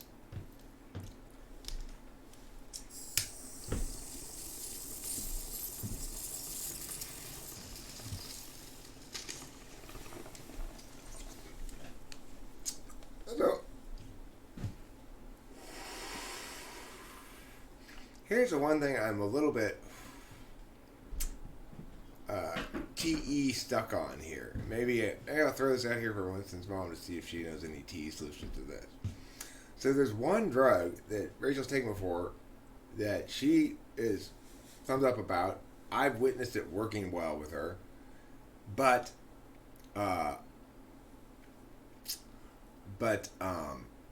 it's $700 a month. We really can't afford $700 worth a month of medication for her. Ew. What happened? I'm not sure. I don't think this is good. I don't know. Oh, it's just a cream roast that's on. Oh. Oh. Yeah, that's fine. Oh, okay, cool. That's it means it's a little less it's a little more natural milk than maybe because we got it it's organic. Sprouts. Yeah, it's organic. Okay. This is cool actually. Let me Oh, show I it. see. It's stuck back in there, but the cream roast at the top of this actually, which is something you don't normally get in milk anymore. This is look at the name on it too. It's got one too few S's, but we got this at the organic food store because Thank you. sure. Because all the other supermarkets around here, they had lines you had to get into it. What's that medicine that you took that you liked that it was $700 a month? Oh, Latuda. Latuda. It's new. Latuda is what it's no called. generic. There's no Yeah, generic for it? yeah, Hmm. Oh, well, actually, I don't know about that. Okay, well, Mason the psychiatrist, that one, you liked it, and maybe he can think of another drug that is very similar or something. I don't know. Okay. So, yeah, that's something that we'll be able to talk to the psychiatrist as well, but I was wondering if, had that build up. Zandy says, ha ha ha, that same thing happened to me when my guy bought organic milk from Co-op. It had that build up on the top. Ew. yeah, that was my reaction too. I really didn't know if it was still good or not. But thank you for the education. Yeah, well, I actually not seen it before either, but I just sort of realized, oh, that must be what that is, you know. I had a little NI about that. That was not SI That is- knowledge on my part. That was very good at Um. Alright, I'm gonna make coffee. All right, cool. Pancakes sound difficult to make. That's what I'd say about pancakes. A Latuda. I guess we'll ask the psychiatrist about that one. And what kind of drug is Latuda? Do you know, Rachel? Excuse me? Do you know what kind of drug Latuda is? What kind of drug? It was for psychosis. Okay. Latuda. Let me look it up. Latuda.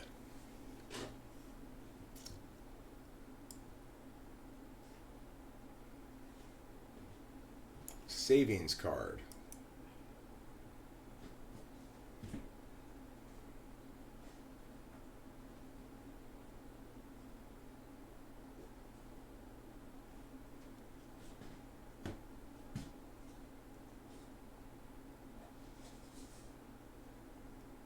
Wow. Hey, listen to this, Rachel. Yes. the Latuda Copay Savings Program. Oh. If you get this thing, this card is valid for up to $400 off each prescription fill for up to a 30-day supply. So it would only be $300 a month, which we could manage, I think. Yeah. Still kind of expensive, but Well, let's see what he has to say too. I mean, he, like you said, he may know similar drugs. It might have a generic by now. I'm not sure, but I remember. look at this. For California and Massachusetts residents, benefits pursuant to this card will terminate automatically upon the introduction of a therapeutically equivalent product. So in other words, as soon as another drug comes out that does the same thing, I guess that means. I guess.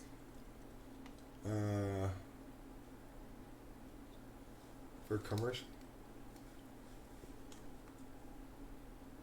For a full year, it lasts for a year. So you That's can get good.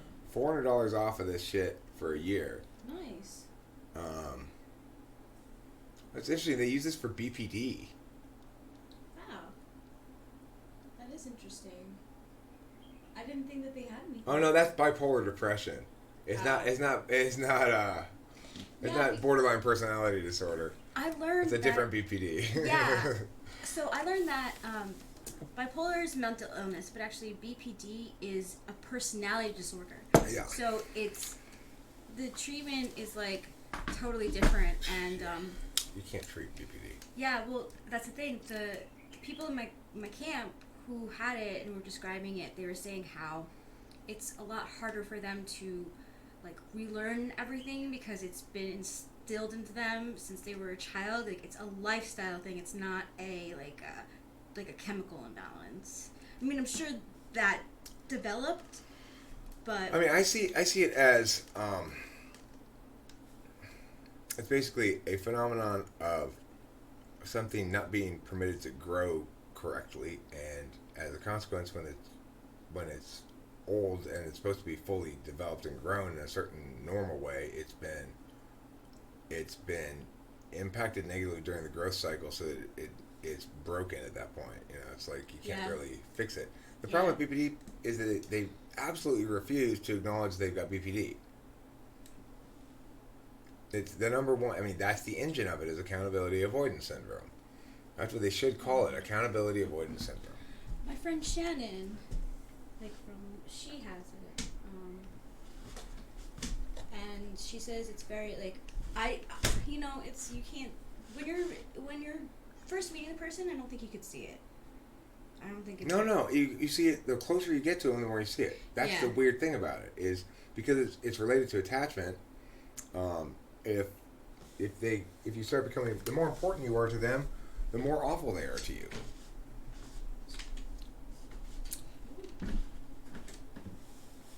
So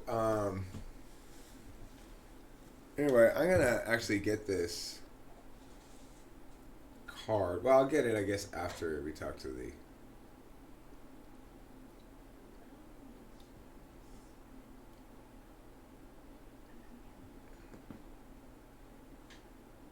That's weird. It's like she doesn't have bipolar depression at all. And I hear what you say, Winston's mom. Winston's mom says, they remember the medications used for everything. They simply trial sorts of medications like trazodone for sleep. It's hit and miss with metaphysical illness. The thing about trazodone is it is off-label to use it for sleep. You're not supposed to use it for that. But the thing is, it's okay for them to prescribe it to Rachel because they diagnosed her as bipolar. Except she was never really properly diagnosed as bipolar in the first place. It's like there was an emergency intervention in North Carolina where some doctors sort of tentatively diagnosed her bipolar pending real diagnosis. She was then sent to New York where they just operated off of that tentative diagnosis and never did the follow-up stuff. She's never actually been meaningfully diagnosed. So, and she's insistent that it's a sleep problem. It's a sleep disorder. That if she could sleep, that she has these episodes when she doesn't sleep for extended periods of time, and she needs something to sleep. So, Latuda, however, is not prescribed for sleep, and so I don't know if that. Hey, Rachel, did you take it like before bed or what? Do you remember? She was taking the milk back probably to the refrigerator. Selena Gomez is bipolar.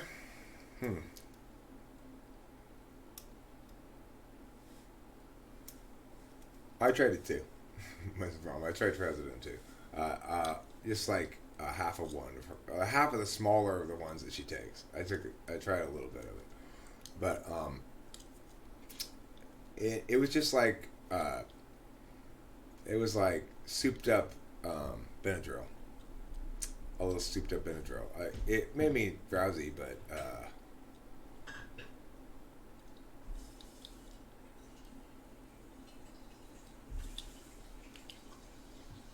okay. Well, horse over. Let's talk about it later. Sure, I'm interested in hearing what that is. I mean, regardless, at the moment we are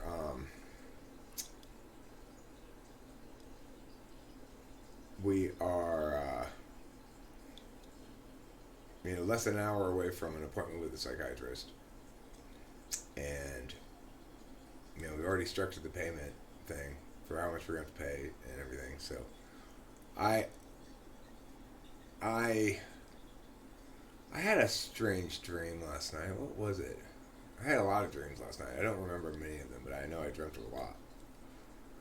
Um,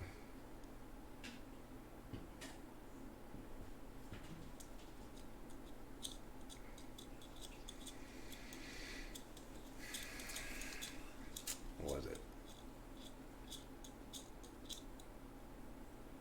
I don't remember. I've lost it. I should have written it down when I first woke up, or repeated it to myself or something. S'd it, but I didn't, so it's gone. Uh,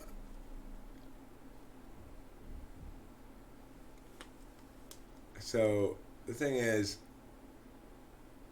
we're putting this psychiatry stuff on Rachel's credit card, and it's going to cost $1,000 total. But we'll try to pay it off. Because it's 4 sessions. It's not. They're not all in 1 month. I don't think. So, we'll try to pay it off in 2 months, 3 months maybe. Not that big of a deal. It costs the same as fixing pee on her foot, and I think that we're gonna come out of this deal with a solution. But one of the things is that there's this one sleeping pill that says it's for temporary insomnia. I would like her to be prescribed that because I don't really want her to go on to sleeping pills that she takes every night. Yeah, that's okay. I understand where. Okay. See, and this is the thing. This is what I want. I want a rescue inhaler for her mental illness, which is all we really need. She is not normally, when she is well rested and stuff, she doesn't seem to have any sort of difficulties. That's not a bad idea, Winston's mom. Thank you for that suggestion. I need the equivalent of a rescue inhaler. When she's been up for a couple of nights, she's starting to get squirrely. That I can say, okay, Rachel, listen. This is what I'm observing. Here's a sleeping pill for tonight. Can you please take this? And if she's willing to, then problem solved. Next morning, she's fine. She's great this morning. She slept really well last night. We're so linked. It's crazy. When I don't sleep, she doesn't sleep. When I sleep, she sleeps. But I can handle not sleeping, she can't. So that's the problem with that.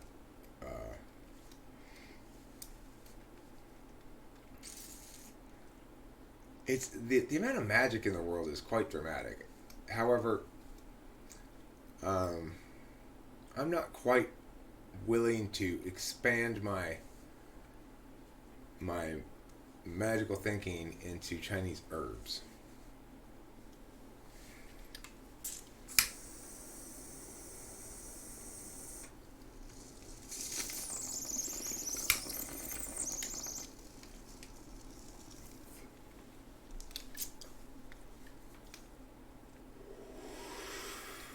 One thing I could get, actually, that I think typically knocks people out if they take the right amount of it is what's it called?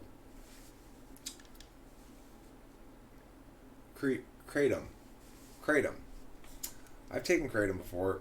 I accidentally took too much of it before and it knocked me out. That's not a bad idea.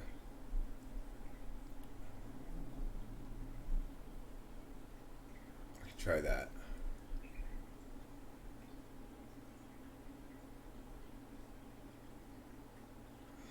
Well, she has a mask. I have a mask that I give her. She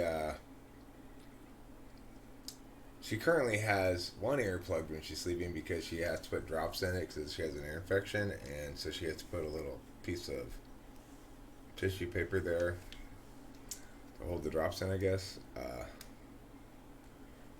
I could get some earplugs. I thought a bad idea too.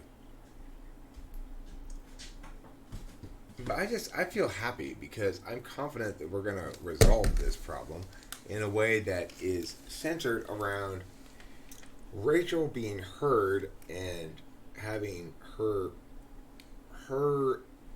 actual needs in these areas being responded to, and her actual words and perspective on the matter taken as the central defining driving force of the thing, instead of trying to have it be something else than what she wants, you know.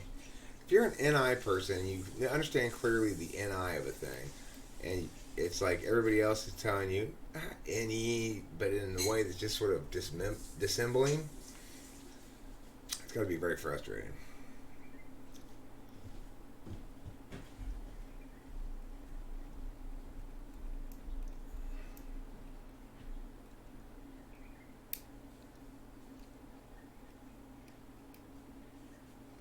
And the thing is, Rachel's made quite a deal here in a sense, because she's had to give up privacy entirely. It's never even been discussed. Like, I mean, I've talked about it. I've brought it up with her on a few occasions, trying to get a determination of how much discretion I need to use about whatever, and basically she told me, well, you know, I understood what I was getting here, and she actually likes the way that I sort of normalize the thing, which it ought to be. This is like, it's ridiculous that this incredibly perfect person has been delegitimized by so many people because of this problem beyond her control. It's not her fault. I'll tell you this, Winston's mom.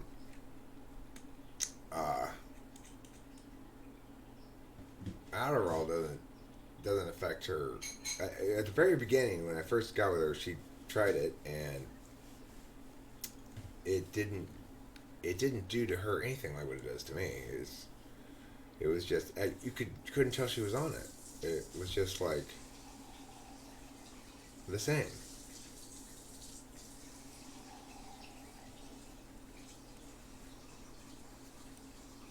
Right. And it's like, the other thing is, this has been instructive to me because until you experience somebody that you know and love behaving in these fashions, you can't imagine how it could ever be excusable. You never, as an SI user, I never really quite understood the idea of somebody not being responsible for their behavior or actions in any circumstances. But what it requires, and it shows how important accountability is, because she's not trying to defend her behavior once the episode is over, and because, in fact, she's back, you can tell she's sane again because she's feels very embarrassed and apologetic about it and stuff, you know? But that's what matters. That's what matters. if as long as somebody is accountable, then their humanness is just part and parcel of life, and that's her humanness. But if you're not can't be accountable, then you end up like a spite monkey, like Becky, or like Jane, or like Hoary Clown, or Chloe. She's a bit of a spite monkey too. Those are people getting like full wag. They get full double wag. Up both directions.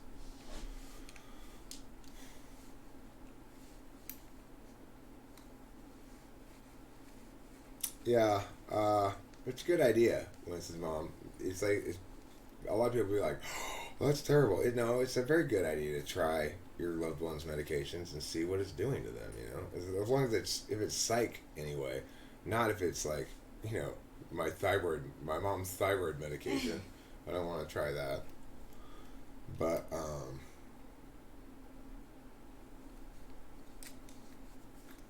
I mean, it's like the slabs structure my things in general.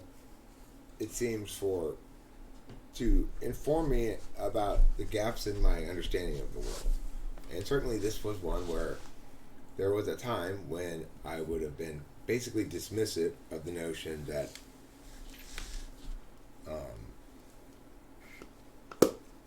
that one oughtn't condemn someone who's behaving like that, regardless of their excuse. That was just sort of my inclination. Until you see it right in front of your eyes that this person is behaving in ways that are strikingly divergent from the norm, and that when the spell has passed, the person doesn't try to defend or back to the way they were, and then it's just like, well, this is cut and dry. I mean, it's like there's a short period of time that correlates with a failure to sleep for long stretches of the time that one would call an episode of break from reality. She doesn't even remember a lot of the times that during that. Stuff that she said and stuff. She doesn't even necessarily remember. I don't really remember. I mean, I have an instinctive knowing of like the general idea, but specific things, no. So, and the thing is, what I see this as very simple, which is I'm trying to find the quote unquote rescue inhaler for this, which is the pill that she can take that'll knock her out, and then we can just sort of roll through life. And when she gets a little squirrely, she gets a bunch of sleep sort of imposed on her medically. Yeah. And then we're fine again. And that's easy squeezy, In another day and age, it would be simple to distinguish your lovely lady from the demon that sometimes torments her and those she loves. It's harder here and now. She's blessed to have you. Thank you. I am blessed to have him, and I value him so much because not many people are sympathetic to understanding. You make it really easy to understand and be sympathetic, and you're also, because she's an INFJ, she never tried to impose narratives on me. What's going on? Trouble. Trouble. I'll give him some food.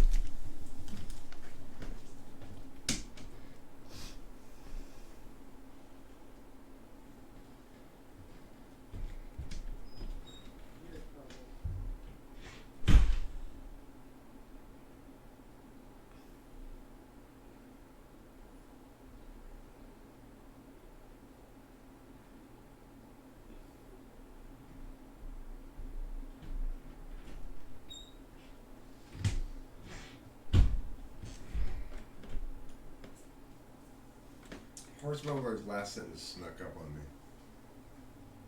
when I was reading the thing. She's blessed to have you? Yeah. I am. It made me emotional. It's like, I appreciate you saying that. Never mind. What? I feel like I wouldn't have read it out loud except it snuck up on me. You didn't see it I didn't see until I was already reading. Aw. But I think the first part is totally interesting. It's true. Those kind of explanations, they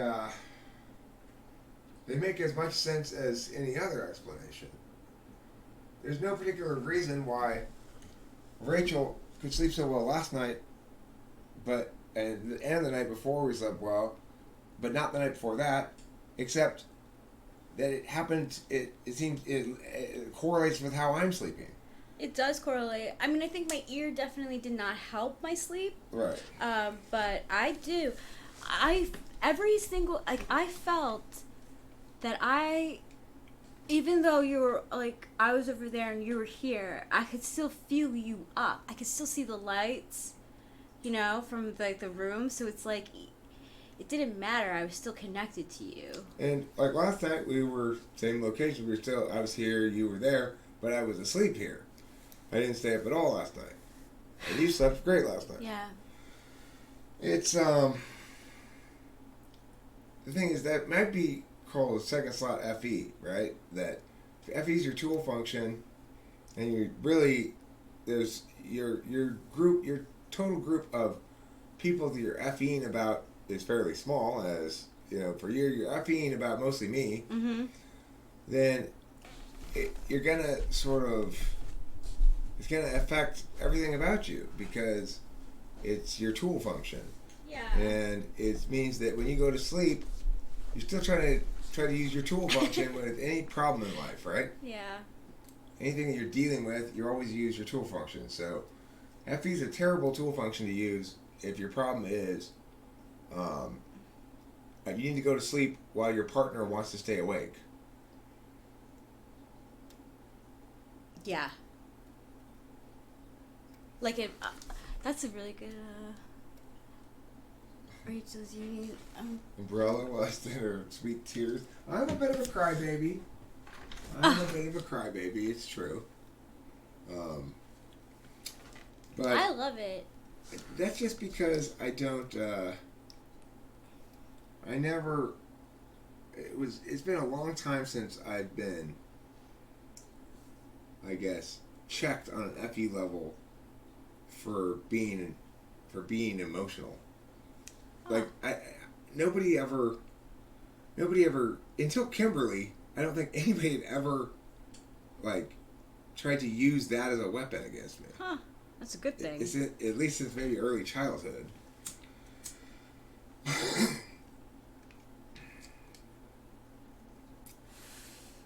Kimberly tried to use it as a weapon when I was trying to just say, okay, look, maybe if I get fully vulnerable here, she's going to be willing to trust me a bit. No, it was just, she's like, you're too sensitive, stuff like that.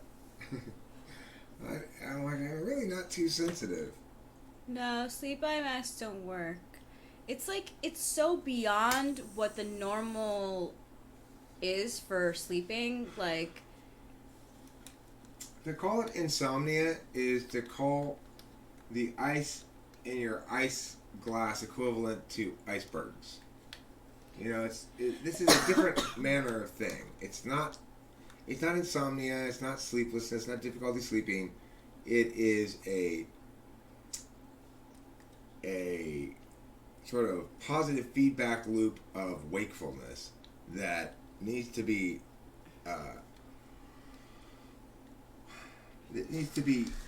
somehow reset. Yeah. so that she doesn't have to get caught up, so it doesn't spin out of control. It's I can see when it's happening. You start getting this. You're not getting more sleepy. You're getting less sleepy. Yeah. Over time, the Yeah. longer you don't sleep, the less sleepy you're getting. Yeah, I don't feel sleepy. It's just not happening. Or I could feel it. I always feel it in my face. I feel it in my eyes. I feel it in my sinuses. The actual physical need for sleep, right? But the rest of my body is just pulsating with energy. So it's just I feel people. It's at sleepovers as a kid. I never slept. I was always the kid who pretended to sleep or if one other kid was up, I'd be with that kid, or I'd be the kid who stayed up all night.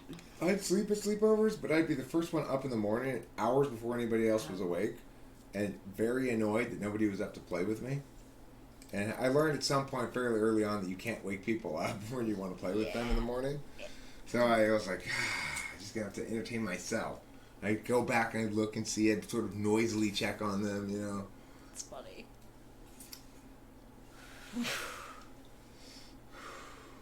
Okay. Yeah, but I couldn't. If there was one kid who was up, like, forget it. Like, I know, like, Alana used to really like watching, like, movies and stuff, so, I mean, I guess maybe Effie Tool, like, I'm like, okay, I'm gonna stay up with you. It looks good. It looks good. I'm a good friend. Right. You'll pitch it as all as Effie best Effie friends on it. Yeah. Have you tried listening to binaural? See, goddamn, everybody keeps. I had this conversation earlier too, by the way, Rachel, with everybody before you got out of here. I said because somebody was saying, "Have you tried acupuncture?" Okay, will you stop with that? The have you tried? Yeah. That is exactly the thing that I am putting a stop to, which is she has been saying one clear thing for years. She needs a sleeping pill to go to sleep when she really needs sleep and can't. And for years, people have been saying to her, well, have you tried Nya? Okay, I want to do an analogy here. Imagine I go into the supermarket to get non-dairy creamer, which I did this morning, as per this. And I said, I'd like some non-dairy creamer, please. Let's say they're bringing it to me for some reason. Well, have you tried milk? I'm sorry. I would like, please, the powdered non-dairy creamer. Well, have you tried the liquid kind? I don't want the liquid kind. I want the powdered kind. I was like, can you go get that for me? Well, have you tried soy milk? Have you tried almond milk? Have you tried drinking your coffee black? Give me the fucking creamer, for God's sake. I'm telling you, I like my coffee better with this kind of creamer. My coffee's problem is that it is too black and it needs this kind of creamer. And you keep telling me I need something else. Or something else might be better. Why don't we just all go, maybe Rachel's been right this whole time about herself and what she needs, and she needs sleeping pills. How about that?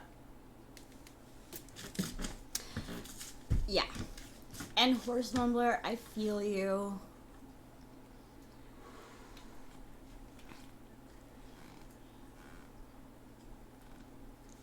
Bipolar better. Bipolar's better. I mean, it's different for everyone. I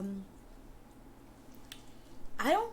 Honestly, can I be real? I'm not really sure that everyone with bipolar has sleeping disorders. It's different for that. You may not have bipolar. I don't think I do. You may have a sleeping disorder that's not bipolar. Yeah. But that produces, as it will in anybody if they don't sleep for long enough, psychotic-like symptoms. Yeah.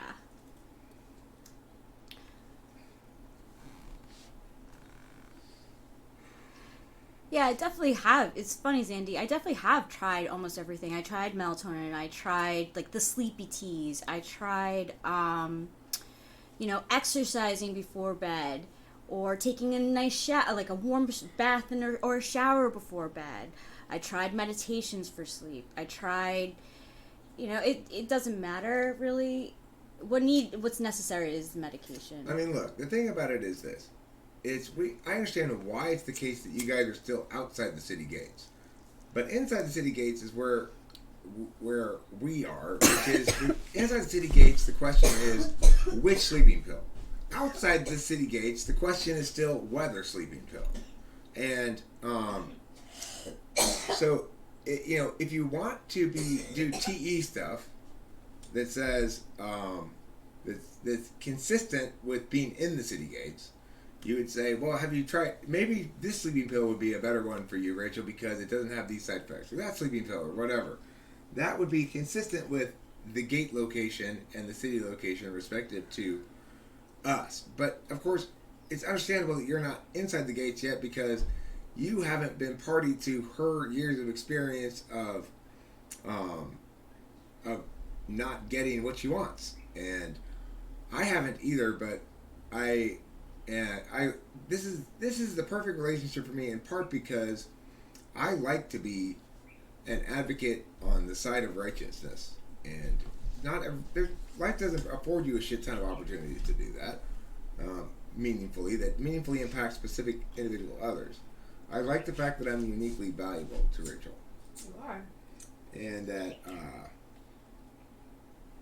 I feel secure in my valuing that she values me, and that she loves me and appreciates me and stuff. I feel secure in that I know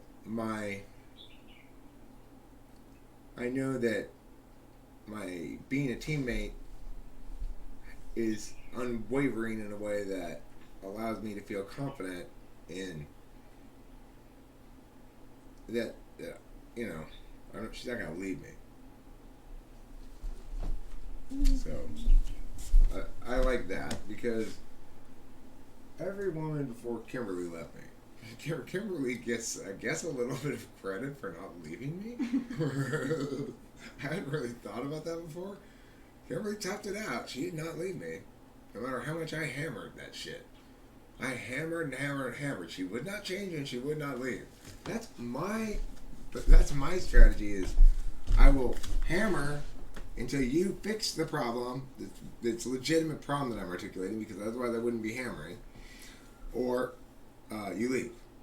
But if the person you're with is legitimately problematic in ways that require you to hammer, but is more stubborn about not leaving than you are, you've really painted yourself into a clusterfuck of a problem there. Yeah. That's the risk associated with that strategy.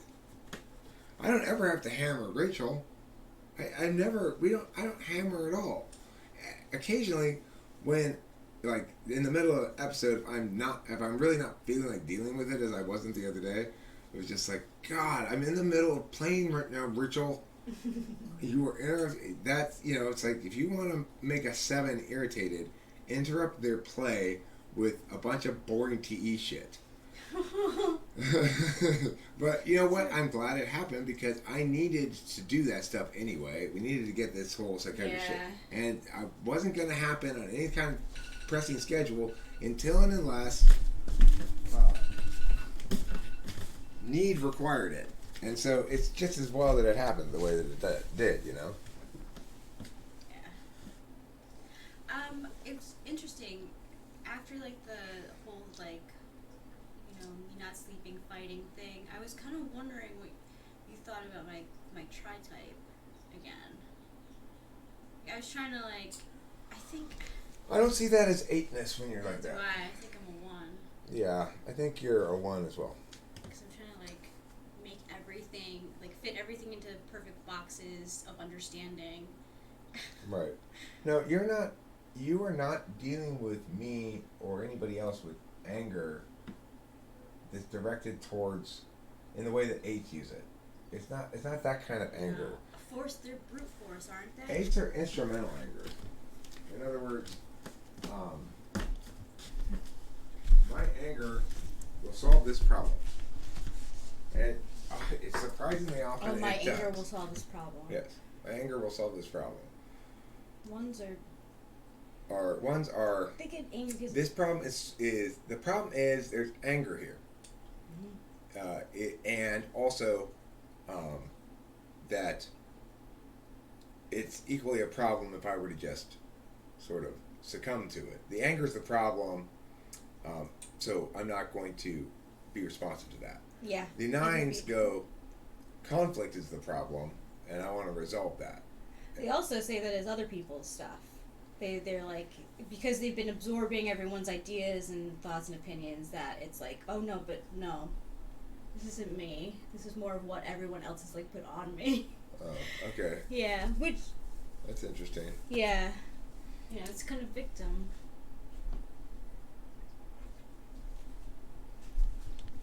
I mean, look, yeah, I get that too. And Rachel and I have that conversation. Rachel and I will struggle somewhat with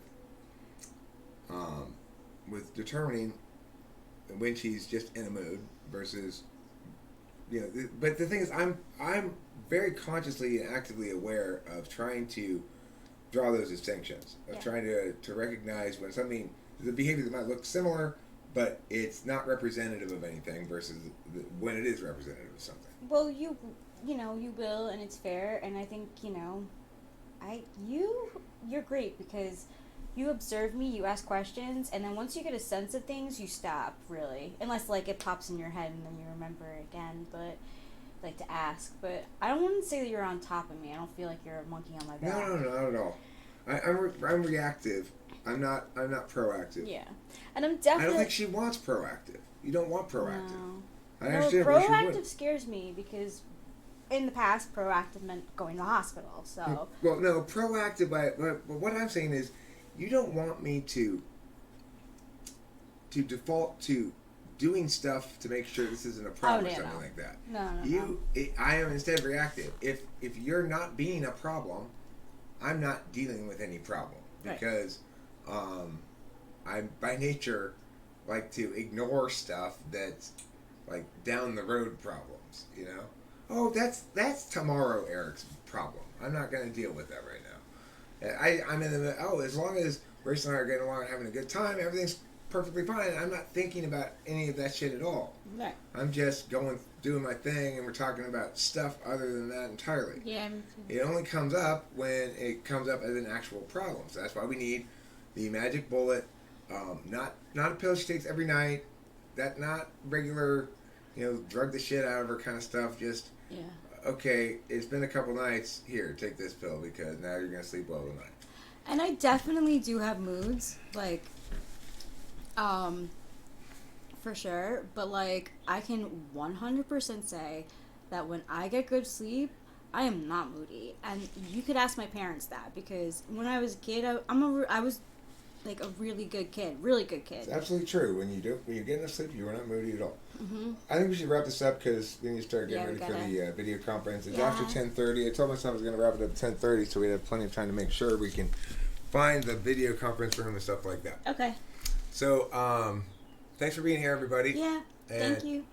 please don't forget to comer, that's Spanish for eat, plenty of cheese. End stream.